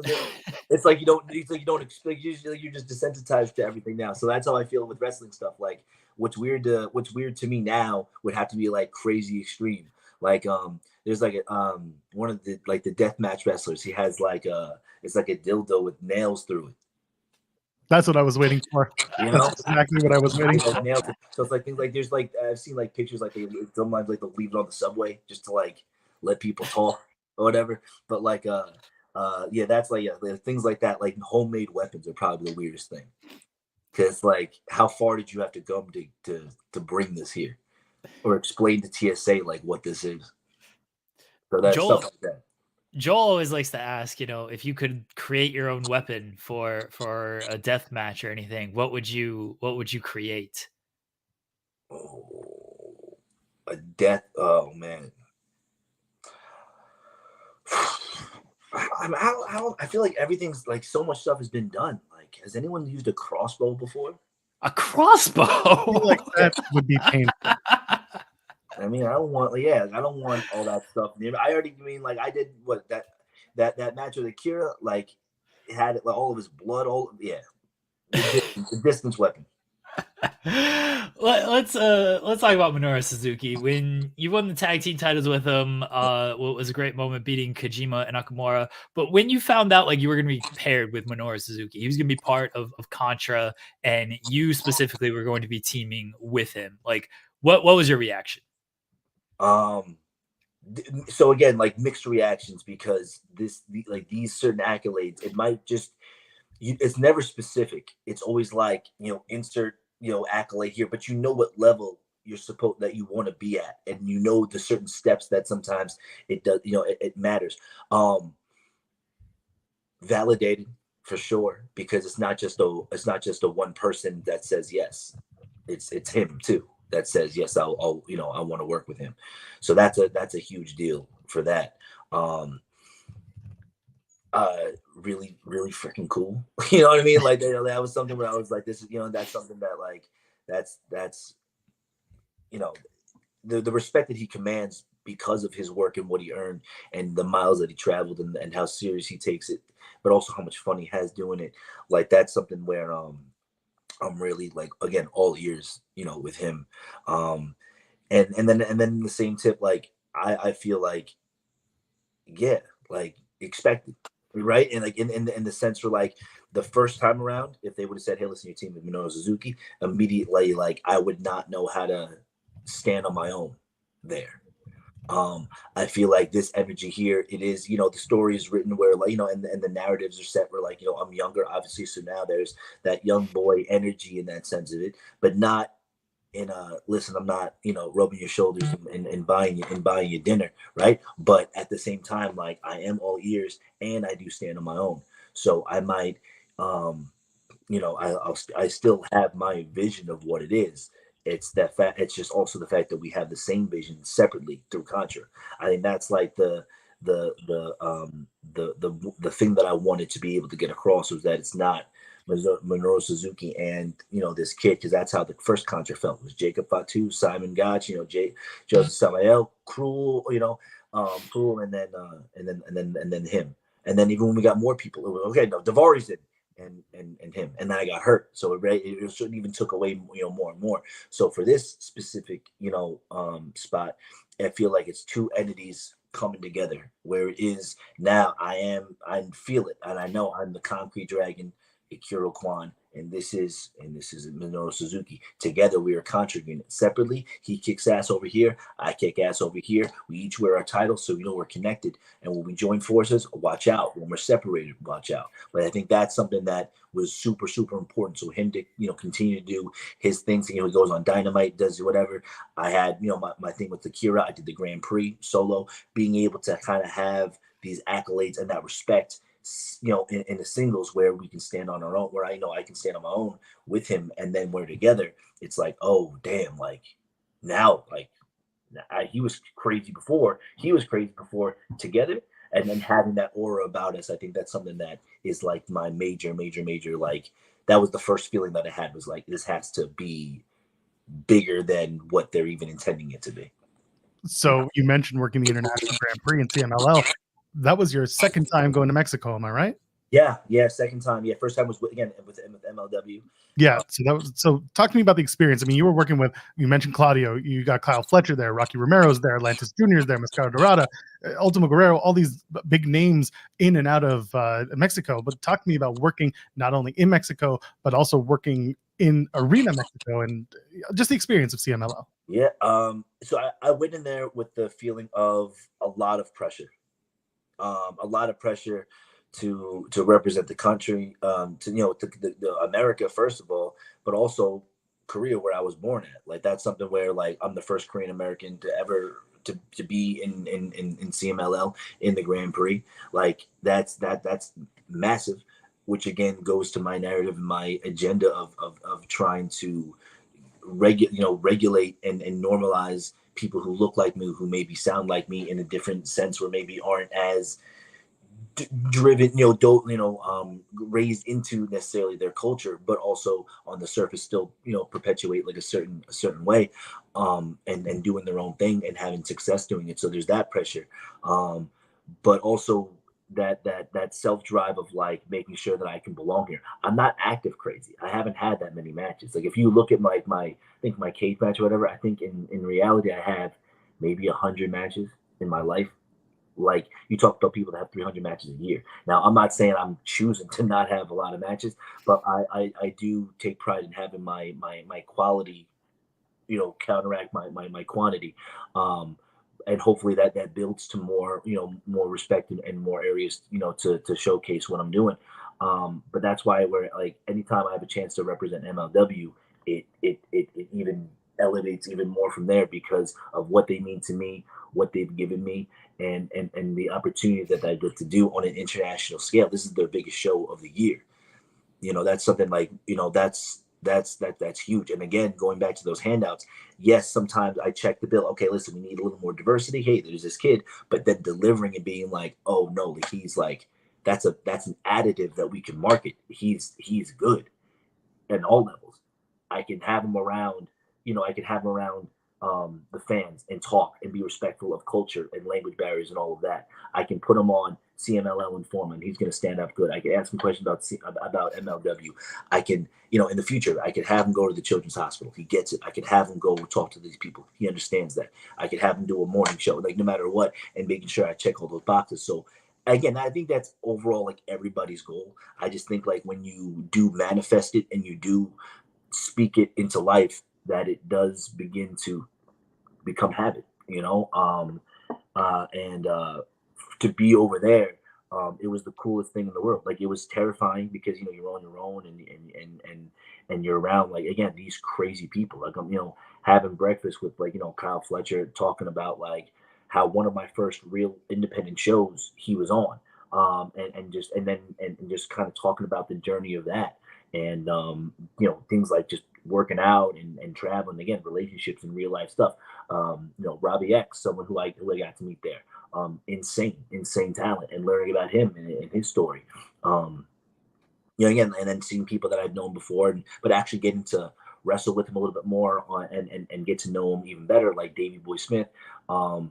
Getting to really talk to guys like Flip Gordon, and again, right on the other side, so like Flip Gordon, Atlantis Jr., Mystico, like all of these guys, like incredible talents, people that I'm gonna see in November, and with a fan base that's hopefully gonna remember what we did when we see him in Chicago. But it's man, it was really the coolest thing in the world because it was something, again, like a goal that was never written down necessarily. I wasn't like, I'm going to do the Grand Prix one day. I'm not thinking that. But now, like, it opens up more opportunities and it opens up more, again, positive thinking of like what can be done, All right, Yankees hat, Yankees jersey, Friday, World Series starts. What's the confidence level? Man, I'm always going to back New York. That's how I feel. Maybe because I live in Florida now, that maybe I'm a little more like I need to I can start sleeping with bagels under my pillow or something like that. Go home. But no, man, I'm confident, man. I was hoping for the Subway Series. My grandpa was a Mets fan, so like that was obviously something I wanted to do. No, this is I think history repeats itself, and when it's right.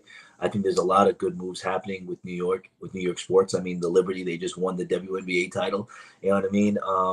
The Knicks are making some moves that not a great showing last night. Not a great showing. Not a great showing at all. Destroyed by Boston. But I think that there's at least care enough that they're trying to make improvements with things.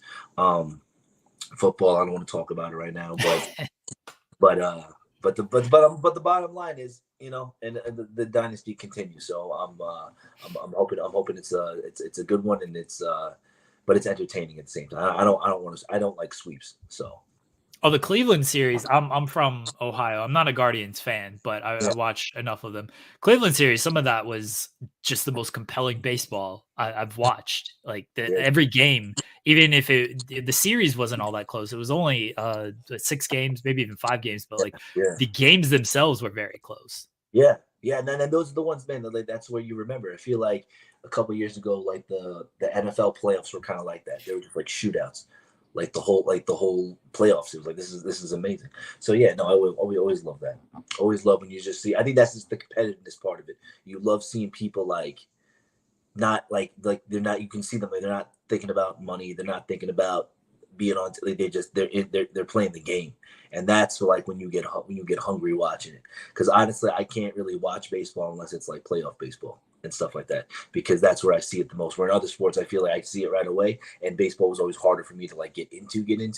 But yeah, like watching this series was like, yeah. I'm a recovering Jays fan, so no further questions. Oh man, I'm in Toronto, so that's what I get. Listen, before we let you go, we have a little fun game that we play on the channel. It's called Partner, Promo, or Punch in the Face. I give you 3 names of people you're familiar with.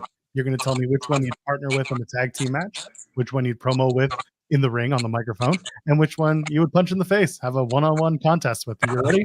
Yeah. All right, here we go. Your 3 people are Jacob Fatu, Minoru Suzuki, and Ikuro Kwon. Partner, promo, punch in the face. Well, You know, you know who I tag with. You know, Hey, you can change it up. You know, Jacob Fatu, man, the promo game. It's funny too because we have similar approaches to certain ways that we want to come across and the ideas that we have. I just think that whatever notes that are given to him, me, or us, and as a whole, are not going to be followed through with, and I think that's going to be a good in-ring promo. And obviously, I'll punch that piece every day of the week. So. Well, there we go. I want to thank you for joining us this morning. Again, congratulations on signing with MLW. You can check out MLW both on YouTube and, of course, coming up is Lucha Apocalyptico. That's going to be in Chicago at Cicero Stadium. That's September the 9th. And get your tickets at luchatickets.com. Akira, before we let you go, is there anything you want to plug? Man, you follow me on Twitter, Instagram at Ikuro Kwon. Really just want to shout out you guys, want to shout out MLW, want to shout out anybody who is trying to make something and be better than yesterday. It's one of those things, man. It's small decisions every single day and knowing that you're worth it. That's it. And this is the year where you take it. Let's everybody take it. All right. Let's go. Thank you so much, Akira. Thank you, guys. Appreciate you. I'm gonna be the one to take you out this time. Thanks again. Big thanks again to MLW and to Ikuro Kwon for joining us this morning. Said it before, say it again. Congratulations on the contract, and also just, man, what a great chat. Yeah, really. Yeah, I didn't know fully what to expect, and that's not necessarily a bad thing. I've not seen a lot of media from Akira, so I was like, oh, I don't know how this is gonna go, but he showed up. He was fantastic. He came with the Yankees gear, so I was like, well, immediately we'll talk some Yankees at some point in this chat. But no, it was really fun. Get to learn more about him. Hopefully, our audience learned a little bit about him as well. But a lot of fun. And shout out to MLW. They've been fantastic to us. Yeah, absolutely. It was a really fun chat. When Jeremy came to me and said, we're gonna chat with Ikuro Kwon on Wednesday, and I was like, this is the first wrestler that we've ever interviewed where I had to do a quick Google just to make sure I know what the heck I'm even in the weeds for, because that is the show after all. But no, this was honestly very pleasantly surprised. The fact that he then just brought out that he has a social work background, and that is the world that I most recently came from, and I'm just like, oh, that's fantastic. This dude is yeah, I love it. Said all the things that definitely made me a fan, and I appreciate it. Again, we continue to bring on MLW talent, and they continue to not only knock it out of the park, but also prove that the content they make and the wrestling that they create is something that I hope our audience finds valuable, because it's good stuff. It's solid. And you learned, if nothing else, that Claudio Castagnoli carries toilet paper in his bag. When we interview Claudio, I swear to God, we are going to ask him about this. It's the first thing I'm going to do. And shout out to Rob Wilkins for sending out a little tweet saying we were doing this interview. Appreciate that. Because we shout out our friends who aggregate our news. Joel, I'm not gonna lie to you. This Reese's kicking my ass. Yeah. What's going on here? You can't finish it? I've eaten about half of it. You can kind of tell. About half. You're one bite away from half. Yeah. It's kicking my ass. It's doing a number on me. You gonna be okay? Can you do the last 40 minutes of the show? Yeah. I'll be okay. But one, I try not to eat people. I try not to eat people. Yeah, that's. Soylent Green has made an appearance. It's only one person I eat. I try not to eat while the people are on air, and so I don't want to be rude. I did it with Cam because I thought it was funny. I didn't want to eat on air while Akira was on air. I showed the Reese's, but I also really do need to take the breaks from this. I really got to take a break after taking a bite, because man, it's so rich. Yeah, it's a meal. When I have Reese's every week or so, I would say. I can eat 2 of the little cups back to back, and it's fine. This is a different game, my friend. It's so rich. Yeah, rich. It's like when people watch the competitive eaters who do the food challenges, and they're just like, "Oh, I can do that." And I learned a long time ago, no, you can in fact not. I did it. You've done it. It's very difficult. It's very difficult. Those, when I had the Oreo eating contest with Matt Brannigan, shout out to him. It's tough. Right. It's very tough to do. Brannigan actually messaged me when he saw this Reese cup. He's like, "What is that thing?" I was like, 2 half-pound Reese's, buddy. He's like, "Good luck." Like, thank you. Good Lord. You should send those to me too. I love them. Those half-pound Reese's cups. They're disgustingly great. Ryan, that's a lot. That's a lot. And now it's getting like, I like my Reese's cold and frozen. That's why I keep them in the freezer. Now it's been sitting here a while, so it's getting like warm and everything. So I like the I like them colder and more frozen. Now it's getting a little. I put them in the fridge. I put them in the fridge because I just know.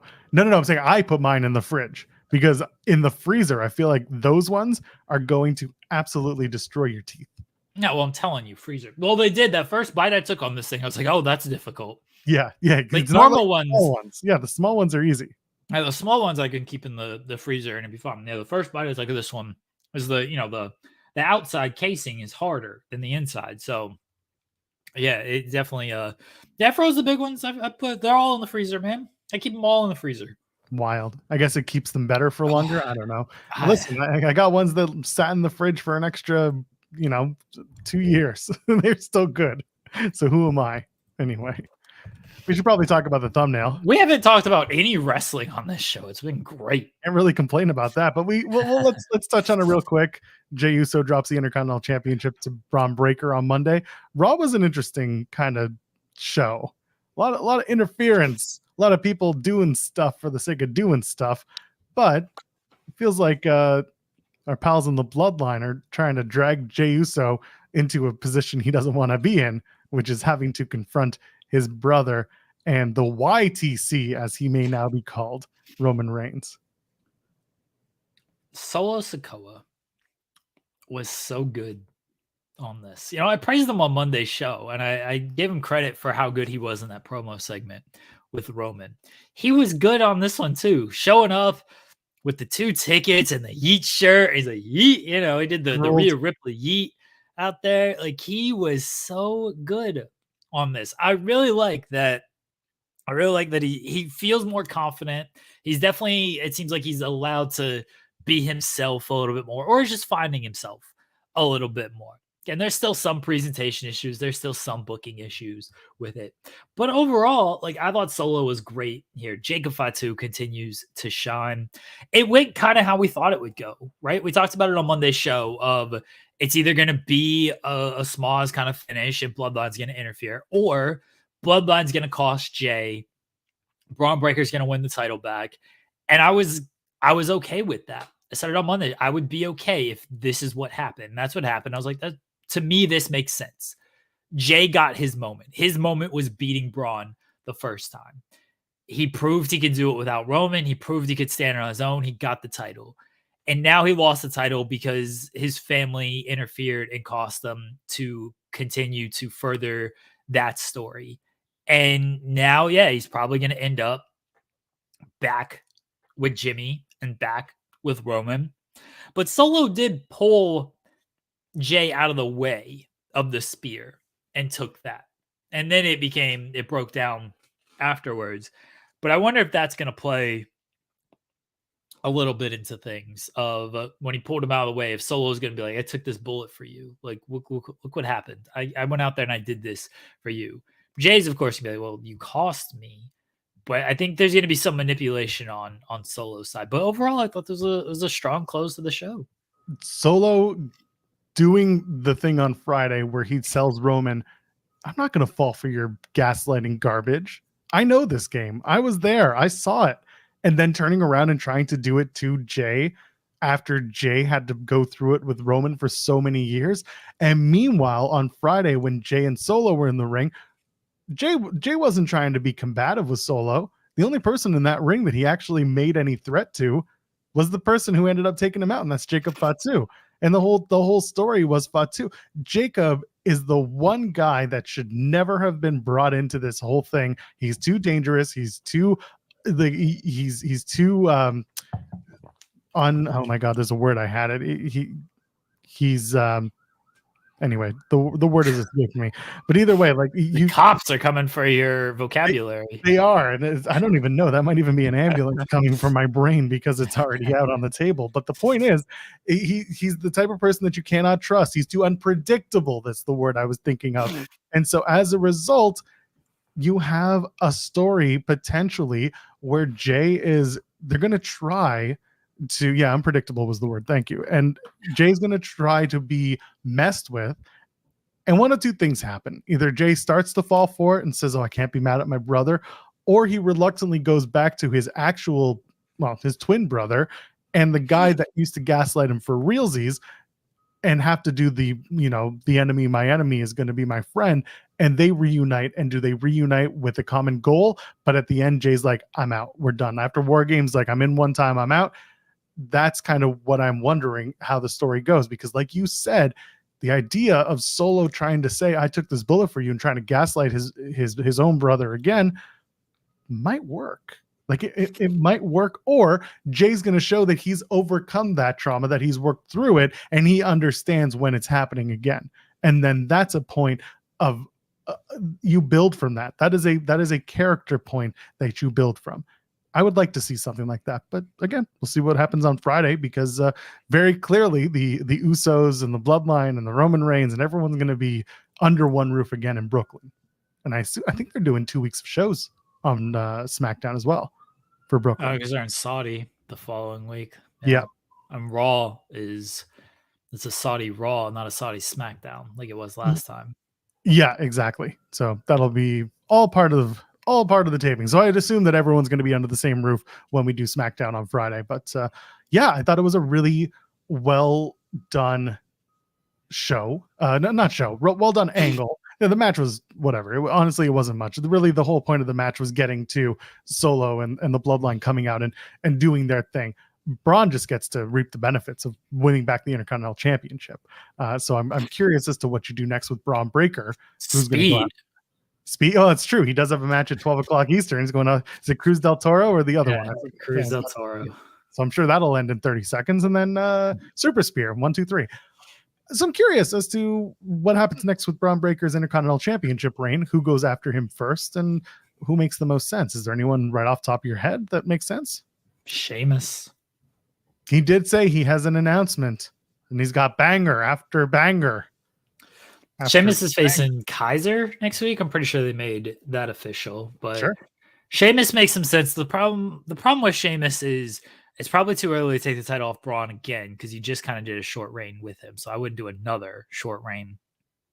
You also can't have Sheamus just continue to lose these Intercontinental title matches. At some point, he's got to win this Intercontinental Championship. So maybe you don't go with that just because you don't want to have Sheamus lose again, and it's too early to have Braun lose again. Other people I'd be looking at the Wyatts are feuding with the Miz and Cross. New Day's kind of wrapped up. Thing happened. I told you what happened. New Day did win. Yeah. And looks like that's going to go on until looks like they're going to win this thing. I think that the New Day is going to make it to the tag title match. You know who Braun Breaker could feud with is, and I know they're doing the tag team stuff right now, so you got to get through that in the next week or two. But LWO, Ray and Dragon Lee, like a Rey Mysterio Braun Breaker feud, that's good stuff to me. I like that idea. Yeah. Also, you mentioned Sheamus. Ludwig Kaiser going after Braun Breaker would be interesting. They're not afraid to do some shades of gray booking when it comes to this stuff. And Kaiser needs to stand on his own a little bit as well. So I wouldn't mind maybe giving Kaiser the opportunity. But of course, then it comes at the expense of Sheamus in this case. What about Pete Dunne? Pete Dunne, we haven't seen since he got beat by Sheamus. So I don't necessarily want Dunne to walk in and immediately get a title shot. One of the things that I really liked about this week was when Damian Priest went up to Gunther and said, I'm going to get another shot, but I'm going to earn my way up to it. I like that he at least called his shot in a very babyface manner. Yeah, he's going to beat Dom's ass next week. That's fine. Let him beat as many people to go up the rungs to prove that he deserves another shot at Gunther or whoever the world champion is. That's fine. My point is, I like it when a babyface kind of calls their shot, or if a heel's going to call their shot, they at least have some sort of mean streak going into it. Yeah, so I don't know who's I'm next. with you. Yeah. I think Ray is the name that kind of comes off the top of my head immediately, and then Dragon Lee by proxy. Braun can beat the other guys in the LWO, and it'd be fine. I can't think of anybody else who, like, they've kind of damaged Otis to where he doesn't make a whole lot of sense, and then everybody else is just kind of a heel or wrapped up with something else. So I'd look at Ray as the next challenger. You could build up Otis again, have him beat Chad Gable. They kind of made a tease. They met in the hallway. They had the eye contact. You can have the rebuilding of Otis. I'm sure people would be into that. I know I would, and others would as well. But yeah, from there he would have to kind of prove his weight in this case to go after Braun Breaker, and that's more than just beating Chad Gable. Because what has Chad Gable done in the last little while? He's been a big loser too. Yeah. They dropped the ball on that one. Like that's something that they should have done, a big Otis Chad Gable match, and like a more concrete turn there. Cause like Otis did like the shove and that got a big pop, but then it was like remorse still after that until Gable was like dead. And then he just aligned with the Creeds. Like there was way more there that they could have done that they just didn't. And maybe they'll come back around to it, but it feels like they missed the moment on that. Something changed in that story at that point, because I remember a lot of little insider accounts were just like, there's more to this. Like there's more to the Otis story that's going to be played out. And then all of a sudden it was gone. So I'm curious, either someone was wrong or something changed. And I'm kind of more on the something changed bandwagon than I am these people were wrong, because the people who had reported it were pretty good. Like, it wasn't Sean, but they were pretty good track records of being right, these people. So we'll see where that lands. I'm curious about who's next. Dragon Lee is another one, like you mentioned, who could be going after the Intercontinental Championship. I still want to see Dragon Lee and Rey Mysterio compete as a tag team, build up Dragon Lee a little bit more. I just don't see them beating New Day in the next round of the tag team tournament. I think it's going to be the end of the line.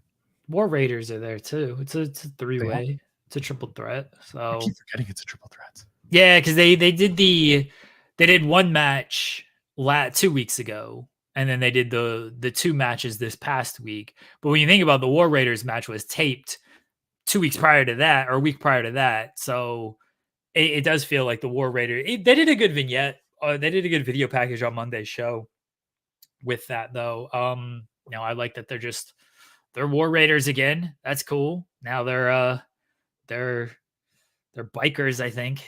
War Gallus. Yeah. The War Gallus. Zappado's got it. Yeah, they turned them into Gallus. Yeah. Just fine. Give them an accent and we'll be good.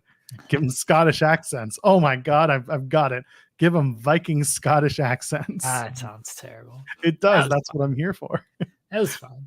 Yeah, the rest of Raw was fine. Seth Rollins and Bronson Reed had their multiple showdowns. I like that anybody that's like feuding with Bronson is just there. It's just on site. Like, we're gonna fight wherever. It was Braun Strowman before, and now it's Seth Rollins. It's like, this dude can't stand this dude so much, and he can't stand you so much that if he can get to you, you're just gonna fight each other. It kind of rules. And I would never step to Bronson Reed because I love the guy.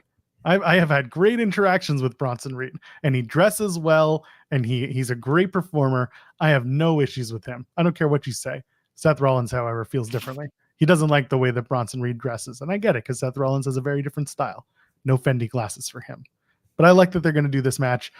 Unfortunately, it's a crown jewel, but whatever. Is this something that you think is going to continue on past that event, or is this going to be one and done with Seth and Bronson? Because I know when this all started, we wanted multiples. Feels like maybe we won't get our way. We'll see. I still think you can do multiples, but Bronson's got to win at Crown Jewel. That's the only thing I care about is Bronson winning at Crown Jewel. Because if Bronson loses here, then like, he lost last month's standing. I know people don't fully remember that because Seth interfered, and then he just went right into the program with Seth, and Braun has been off because he tore his groin in the match, but like he lost that match. He's a loser coming out of that match. You gotta have Bronson win the first match. I think he can still like overall lose the feud and come out okay. I don't think he can lose the first match unless he is going to win the feud, but I don't feel like he's going to win the feud. That's the thing. It feels like this is going to be Seth winning the feud in the end. So you got to have Bronson win the first match. Maybe you can stretch this out over multiple matches. Start the first match at Crown Jewel, do one on Raw. I don't think you can go all the way to Survivor Series with it, but maybe you do have a big blow off Raw main event. They do some sort of special match. If it's a steel cage, I know is the first thing I always go to, but my point being some sort of schmoz match where they, do a big street fight or something and Seth gets the win, because it seems like not Crown Jewel, Survivor Series is probably going to be Punk and Gunther. And then if you're going off, the Saturday night's main event is a good shout from Sean Lindsay in the chat. You could easily get there if you do it. Let them kind of be kept separated for a little bit, and then have them play off. Maybe it's a number one contendership match at Saturday night's main event. The winner gets a world championship match at Royal Rumble or something or the first Raw on Netflix, whatever it could be. Or maybe it's just going to be Seth Rollins calls a shot. That's it. There's ways they could do it. I just hope that Bronson comes out overall strong, because the booking of him has been strong, but now you got to back it up with some wins, because the booking can be strong, but if he loses every match, it's going to hurt. So the booking has been strong, but he still lost that last Monster Standing match. It needs to be backed up with like some actual big time wins, and not just, he looks strong in segments. Like wins and losses still matter. Yeah, they do. So looking forward to it. But allegedly. I mean, listen, if you listen to Carmella during the pandemic, wins and losses don't matter. I have that video. I will pull it up, I swear. Lillian Garcia is back in WWE. She's the new ring announcer for Monday Night Raw. Samantha Irvin indicated at the mid-afternoon on Monday that she has said her goodbye. She's departed WWE. Seems to be that she is focusing on a music career right now, which is wonderful. Doesn't mean she won't pop up somewhere now and again, but it feels like she wants to go and pursue music, and I will be the first to say that, yes, Samantha, I will play bass guitar in your Jethro Tull cover band. Jethro Tull? They played flutes in Jethro Tull. Okay. So I figured that would be what she does. She does a Jethro Tull cover band so that she can play Aqualung over and over, because nobody else knows Jethro Tull songs. Except for maybe Spencer Love. He seems to have a big Jethro Tull love. I don't know what it is with this kid. He's younger than me and loves older bands. It's very strange. I don't like it. But Lillian's back. It's going to take a little bit of getting used to for her on the road, and also for us at home to reacclimate with her. But you're obviously, I don't expect you to give me like, oh my God, she's a huge loss to WWE. But your thoughts when Sam decided that she was stepping away? I thought she had been in the company a lot longer than she had been. Fair. That was my biggest thing of like, she posted a statement on social media, and I'm writing the article, and I'm like, oh, how long has she been? 2021. If you would have told me Samantha Irvin been in the company for a decade, I'm like, yeah, that checks out. That makes sense to me. So the fact that it had been like just over 3 years, and she was rightfully like this beloved, like I was like, wow, she made a big impact in just 3 years. And I thought Samantha Irvin was great. Irvin, not Irving. People are going to make that mistake a lot, and probably already have. But Samantha Irvin had been fantastic, and I love that she like gave real emotion when it came to stuff, and tried to add a new twist when it came to entrances. Like I thought she was great, and she made things feel bigger than they were. Just her presence and her voice alone. So yeah, I was mostly stunned that she hadn't been with the company for like a decade. It only been like 3 months, or not 3 months, 3 years. Like I was like, oh wow, that's a short time. And Lillian Garcia is fine. Like she was clearly, I don't know how quickly she knew she was getting the job. The Samantha Irvin said that she informed WWE of months. It did seem like it was a little last minute, at least with the way the information came out, right? Because it seemed like they knew, and they did a send off for her. Oh, this is her last show, like they did with like Kayla Braxton. This was post a social media thing on Monday, and here's Lillian Garcia on Raw. Like, no even Samantha Irvin on Raw for one last show or anything. And then Joe Tessitore just says a quick word on Raw, and hey, here's Lillian Garcia. So I don't know how much notice Lillian had. And if she did have a lot of notice, like clearly she seemed a little nervous. You know, she messed up the first kind of line she had, and then she had a couple other mistakes in the night, but it happens. I'm sure Lillian's a pro. She's been at it for a while. I'm sure she'll be fine once she gets back into the swing of things. Yeah, with Lillian, I agree. It's fine.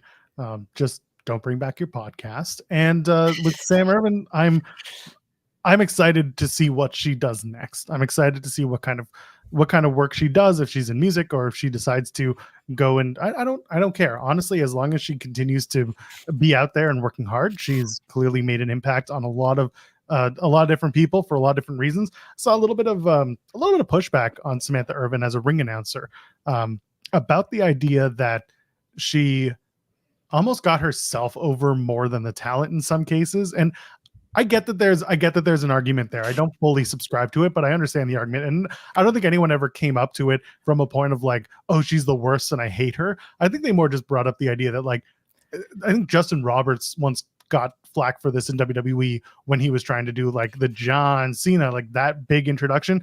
I think he was told like, tone it down or stop trying to get yourself over, but he still did it. Clearly it worked. But my point really being that, you know, she put gravitas in the presentation, and she made things very special and different. She made the wrestlers sound more important and different each time. And I use the word different because I immediately go to someone like Chelsea Green, where that was praised. And it wasn't, by the way, for those few weeks where she was told by somebody not to do it. But the point is, there was somebody backstage who had power and said, maybe don't do this. And she paid attention, and then it came back and it changed. But that was kind of the point I'm trying to make, is that some people are not going to be a big fan of a ring announcer that does more than just does the announcements. You know, someone's saying, does Michael Buffer get himself over? Yeah, kind of does, because he does the big introductions. In WCW, most of the main events were just like, it was, let's get ready to rumble. But then while the wrestlers were meandering down the aisle, because most of them were 70, he would go on and basically have to fill the void with what the storyline was, until the wearing black, coming down the aisle, representing NWO, which he founded in 1996 with his friend Scott Hall and Kevin Nash, being accompanied to the ring. Like, he'd have to give all the story beats because old ass racist white man had to make his way down the ring while he played air guitar on WCW title. And you know who I'm talking about. But the point I'm trying to make here is that Buffer was also getting himself over in the process. So all this to say, I don't have a problem with how Samantha Irvin did this. I do see the pushback though, and I'm wondering if the next person that they bring up is going to be similar, different. Lillian was very, simple when it comes to her announcements. So she's more from the Howard Finkel school of thought. So I'm just curious as to how that plays out for the next person. I think if you think the announcer is getting over and overshadowing you, maybe you're not doing enough. I was going to say, maybe you're the problem. Like, the announcer has 30 seconds to say something and present something. You've got way more time than that. If you're getting overshadowed by Samantha Irvin saying your name in a unique way, like, one, I think she enhances people when she does that. She's not getting herself over. I think she helps people when she does that. But if you think that Samantha Irvin is hurting you, or Samantha Irvin is making it about her, then I think you're not doing enough, or you're putting too much stock into what she actually is doing there. Like, that's how I never looked at it of, Samantha Irvin is just getting herself over, because she does one line, she has two lines. Like, it's not like she's there. She doesn't have a big entrance. She doesn't have promo time. She doesn't get to work a match. She says another person's name. And if that's getting more over than you, that might say more about you. I agree with you. Sean in the chat saying, WWE made Samantha part of the show rather than just voice doing an intro. And that's true. WWE was also part of the agreement to make her more of a part of the show. Alicia Taylor does the same thing with SmackDown. She puts her own brand of emphasis on her announcements. That's just the way it goes. So yeah, I just care.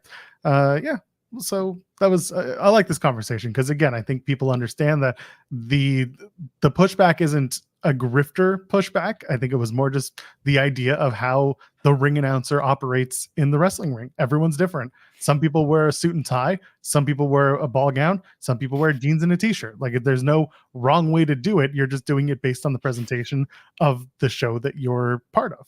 So there you go. We should probably talk 5 minutes about NXT. Is there anything we really need to get into? Lack of Thea Hale. Lack of Thea Hale. That did suck. Instead, you got Zarya, also known as Daria. No, I'm sorry. Yeah, is she related to Zarian? What happened here? No, I think the problem was when you do not expect luggage to arrive, you have to change your name. Oh, okay. Yeah. So they changed it to Zarya. Not Zarya. Daria. No.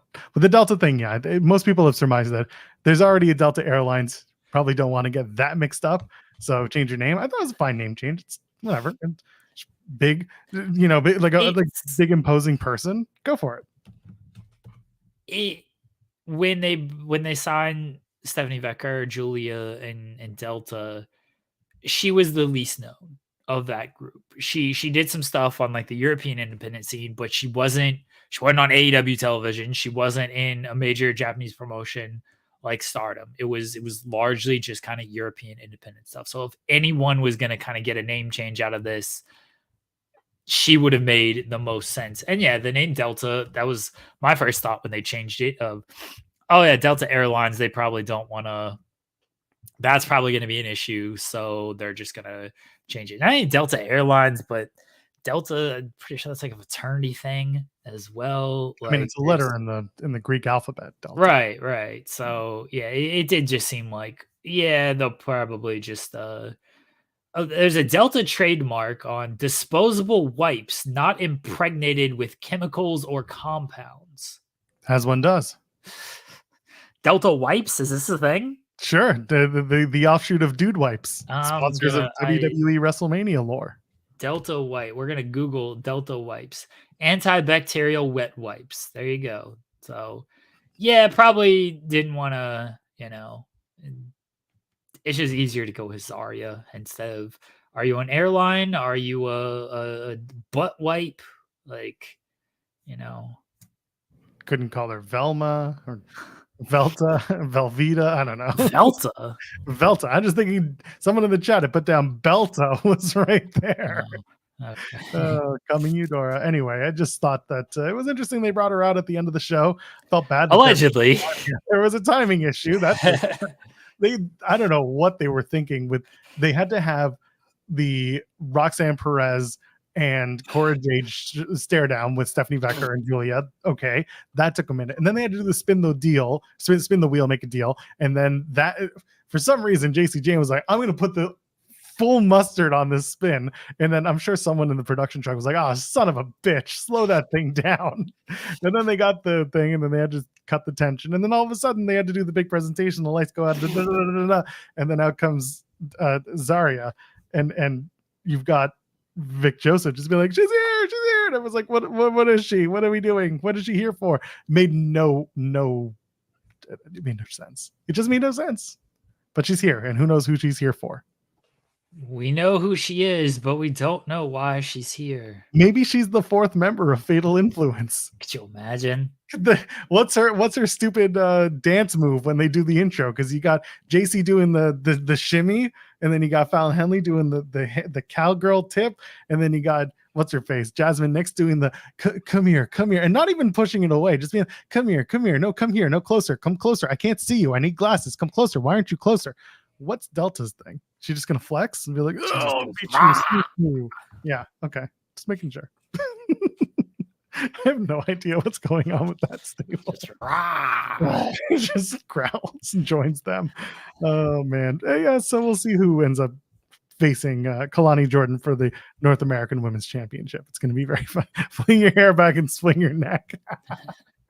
Oh god, Halloween Havoc is looking to be one hell of an interesting card. There is so much just bullshit on this card. They added an ambulance match last night between Andre Chase and Ridge Holland. Thea Hale's gonna run over Ridge Holland. I can't wait. Only if we're lucky. You got that. You've got the tables, ladders, and scares match for the North American Championship between Tony D and Obafemi. Obafemi now has a love interest, and her name, unfortunately, is Nikita Lyons. Have fun with that. And what else is going on? The world title match does not have. Oh, it does have a gimmick, doesn't it? Yeah, it does. They're the street fight gimmick. Yeah, Devil's Playground. Devil's Playground. It's a street fight. And then who else has a gimmick? The spooky choice or whatever. The North American Women's title. Yeah, it's Spinner's Choice. Which is probably going to be like 3-on-1, if I had to guess.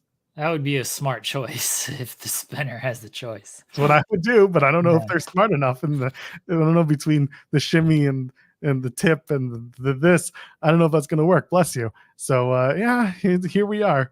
That's going to be on Sunday, and I'm sure we're going to have a post show on the channel. We'll have a Bound for Glory post show, by the way. Maybe we'll talk a little bit about that on Friday. But yeah, Bound for Glory is this weekend. Halloween Havoc is this weekend. Is there anything else going on this weekend? Other like wrestling pro, like big pro wrestling show wise? I think that's Bound it. for Glory's this weekend. Oh man. Yep. Jensen, Cresta, and I will be live after the show on Saturday night to talk about that. Why? Because we contractually have to. Oh, okay. It's okay. Is Eminem gonna show up? You bet. You know, you've got Eminem showing up at rallies in Detroit, so clearly he's going to show up. He is in Detroit. He is in Detroit. Yeah. You don't have Joe Hendry showing up at rallies in Detroit. He's showing up to do interviews with wrestling media. Joe Hendry was at 8 Mile. I saw a photo of that. He was at 8 Mile. Begging for Eminem to come and hang out with him. Yeah. As one does. Yeah. Listen, kudos to TNA. They're touting another huge gate, their biggest of the year for US gate money, whatever it was. They released the press release yesterday. Good for them. Proud of them. Yeah. I guess we got to do our Dynamite preview. Do you have your dental dams? I do. Here's the thing, Joe. Oh dear. I've made myself sick eating this. Yeah, that sounds about right. That sounds exactly right. It's a big show tonight for Dynamite. Yeah, they announced a bunch of stuff. Yeah, you got 5 things on the card right now. Let's see. Do we also have 5 things on our? No, I feel like I listed way more. There's way more than 5 things on this show. It's entirely possible. I'm going by what's on AEW. Yeah, don't do that. Go by our preview. Well, tonight's show is called Warning Mox is Here because every show now has to have a special title to it. Is Warning Mox is Here an appearance, or is that the name of the show? I am very confused. I put this out there on social media, but I want to try to give a little bit more color on it here. This takeover angle with Jon Moxley. Does it work better if like they don't promote that he's here and like they don't post stuff on social media? They don't put up YouTube videos. They don't put anything again on like Twitter. And yeah, they just don't promote that he's gonna show up. Like, oh, Mox is gonna show up. Like, he just shows up because he just does. Like, can you do it? Not one, does it work better? But like, is it possible to do something like this in 2024? Like, does it really work in 2024? Because one thing about the NWO, and I know I'm not trying to compare it to the NWO, because the NWO is like outsiders doing a takeover type of thing. There are similarities in that, like, it's a takeover angle. They're not necessarily outsiders, but it is a takeover angle. But one of the benefits was there was no social media to like promote this stuff. And hey, let's post a YouTube clip because we got to get YouTube money. Hey, let's post a Twitter clip because we got to get engagement on this. And this is how people might find other stuff from our show. Hey, we got to promote what's on the show because it's important to know who's going to be on the show. You didn't have to worry about that back in the 90s because it was just, hey, you just kind of tune in type of thing. Where now I know it works a whole lot different. Like, are companies able, this goes for any company, because I think WWE is guilty of this as well. When you promote like the Wyatt Six are gonna, here's Wyatt Six merchandise, like, well, are they a vigilante group or are they not? Are they hacking the system or are they not? Retribution was a big one. It's like, why are you posting this nonsense on YouTube when you don't condone it and everything? Like, so can it work in 2024? Does this angle work better if they do this? Short answer, yes. Okay. However, the rest of your card has to be strong enough to prop up the idea of will he or won't he show up. And right now he's your AEW champion and he's arguably your most popular talent. So you have to be careful with the idea of saying he may or may not, because guess what? We've had weeks of conversation of will they or won't they show up based on the graphics of promoting who's going to be on a card. So if you're going to do that, you really have to make the effort to show that the following big matches are happening and we don't know, but Jon Moxley might show up. That's really that's the only way to make it work in my eyes. And even then, you're still going to get people who are upset because why isn't the champion here? Why aren't you promoting the champion? Could you say like he's contractually obligated to be here every X amount of weeks, but we don't know if he's going to show up on the intermittent weeks? Maybe he will, maybe he won't. Again, you have to have a very strong card to back up the idea that your champ might not be on the show, and that would be okay. So that's kind of where I sit on that. See, I think like tonight, the card is actually strong enough to where if you didn't have a Jon Moxley appearance advertised, but he still showed up, like, I think it's okay. Like, I don't think a Jon Moxley appearance is going to swing this card one way or another. And I think obviously if he shows up enough Dynamites, people are just, it's Dynamite, right? Like, you're going to largely assume Jon Moxley is going to be part of the show. They've done a good job with Dynamite giving you the champion most weeks. Collision, different story. Like, you don't know if you're going to get Jon Moxley or not on those shows. Even if he's on the local advertising graphic, you don't know if you're going to get Jon Moxley on those shows. But Dynamite, I'm largely going to assume, yeah, the champion's going to, this is the big storyline in the company.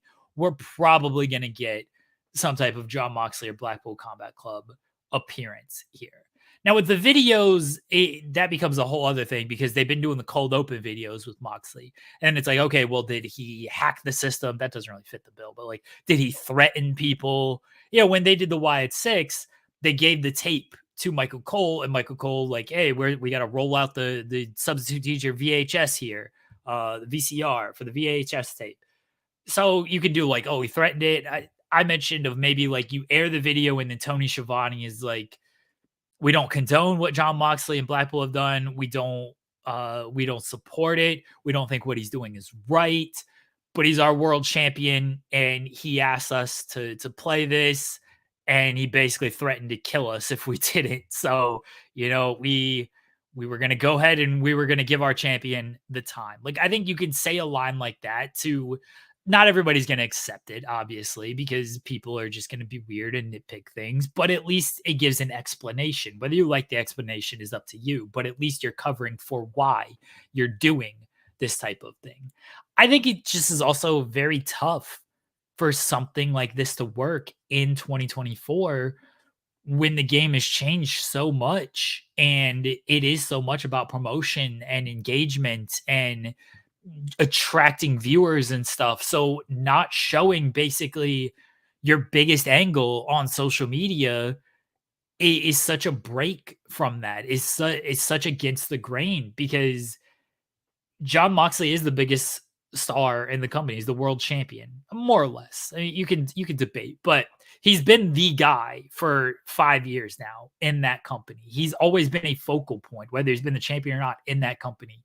And what he does, this angle is the biggest angle in the company. So not showing anything on social media, like, oh, this seems like you're leaving money on the table here by not doing this. I also think there can be an argument for, well, they're actually doing something different. Like, they're not doing what every other company is doing. They're trying to make the angle a little bit more immersive where, yeah, if you want to see this stuff, if you want to see how Jon Moxley is terrorizing things, you got to actually tune into the show. You got to watch live or watch on DVR and actually see how Jon Moxley and Blackpool are conducting business. Because we're not going to post it on social media. We don't agree with what he's doing. We don't like that what he's doing We're not going to promote that. You want to see it? Watch the show. Fans, earlier today, Renee Paquette came to work with a laser disc, which we cannot play, but she said it came from Jon Moxley and has requested us to play it. Truthfully, like people are going to be mad at the explanation because some people just are going to find fault in anything. But all I'm asking for is an explanation of that stuff. If they did it like this, they're not doing it like that. Obviously, they're playing it because it's like, well, it's part of the show, haha. But I'm just talking about like, can you do something different? Can you present this in a new and unique way that we haven't seen in a very long time, certainly since media has changed the way? Because I actually give WWE some credit here. Now, look, they ended up playing the Kevin Owens video on SmackDown that he sent in and everything, but they haven't played the Cody attack. The Cody attack lives online. It lives through fan footage. At Bad Blood, like it's something different. They've not promoted it. They don't even speak about it. You know, it's like, oh, Cody just ignores it and everything. Like Kevin has mentioned it. When Kevin shows up, he's like, yeah, this happened. But they've not really shown anything. Didn't they show it this past Friday? They showed Kevin Owens, they showed his video that he posted on Twitter where he's like, I don't know if I'm going to come back to the company. I'm upset with. And maybe they did show it. Maybe my memory is not good. But regardless, that's still 2-3 weeks later. It still lived online for those 2 to 3 weeks after Bad Blood. It's not like this was, hey, immediately we're going to show this footage on our social medias. They didn't shoot it. They did not shoot it at all. This is going to be an online thing. Like they are doing something different with that. And I'd like to see AEW maybe take some risk in that regard as well to make it a little bit more immersive of an angle. So we're not going to do the mouth thing. That's okay because you're not feeling so great. Well, I'll do it. I'm a man of the people. We promoted I just don't want you to. I just don't want to. Look, Joel. Like sometimes you gotta suck it up. You gotta show up to work, and you gotta put in your dental dam. That's right. Yeah, but we promoted it. I'm not feeling great, but I'm here for the people, and it's not terrible to do. It's I've done worse things, you know. Well, that's fair, but no, you're gonna vomit. Trust me. I might.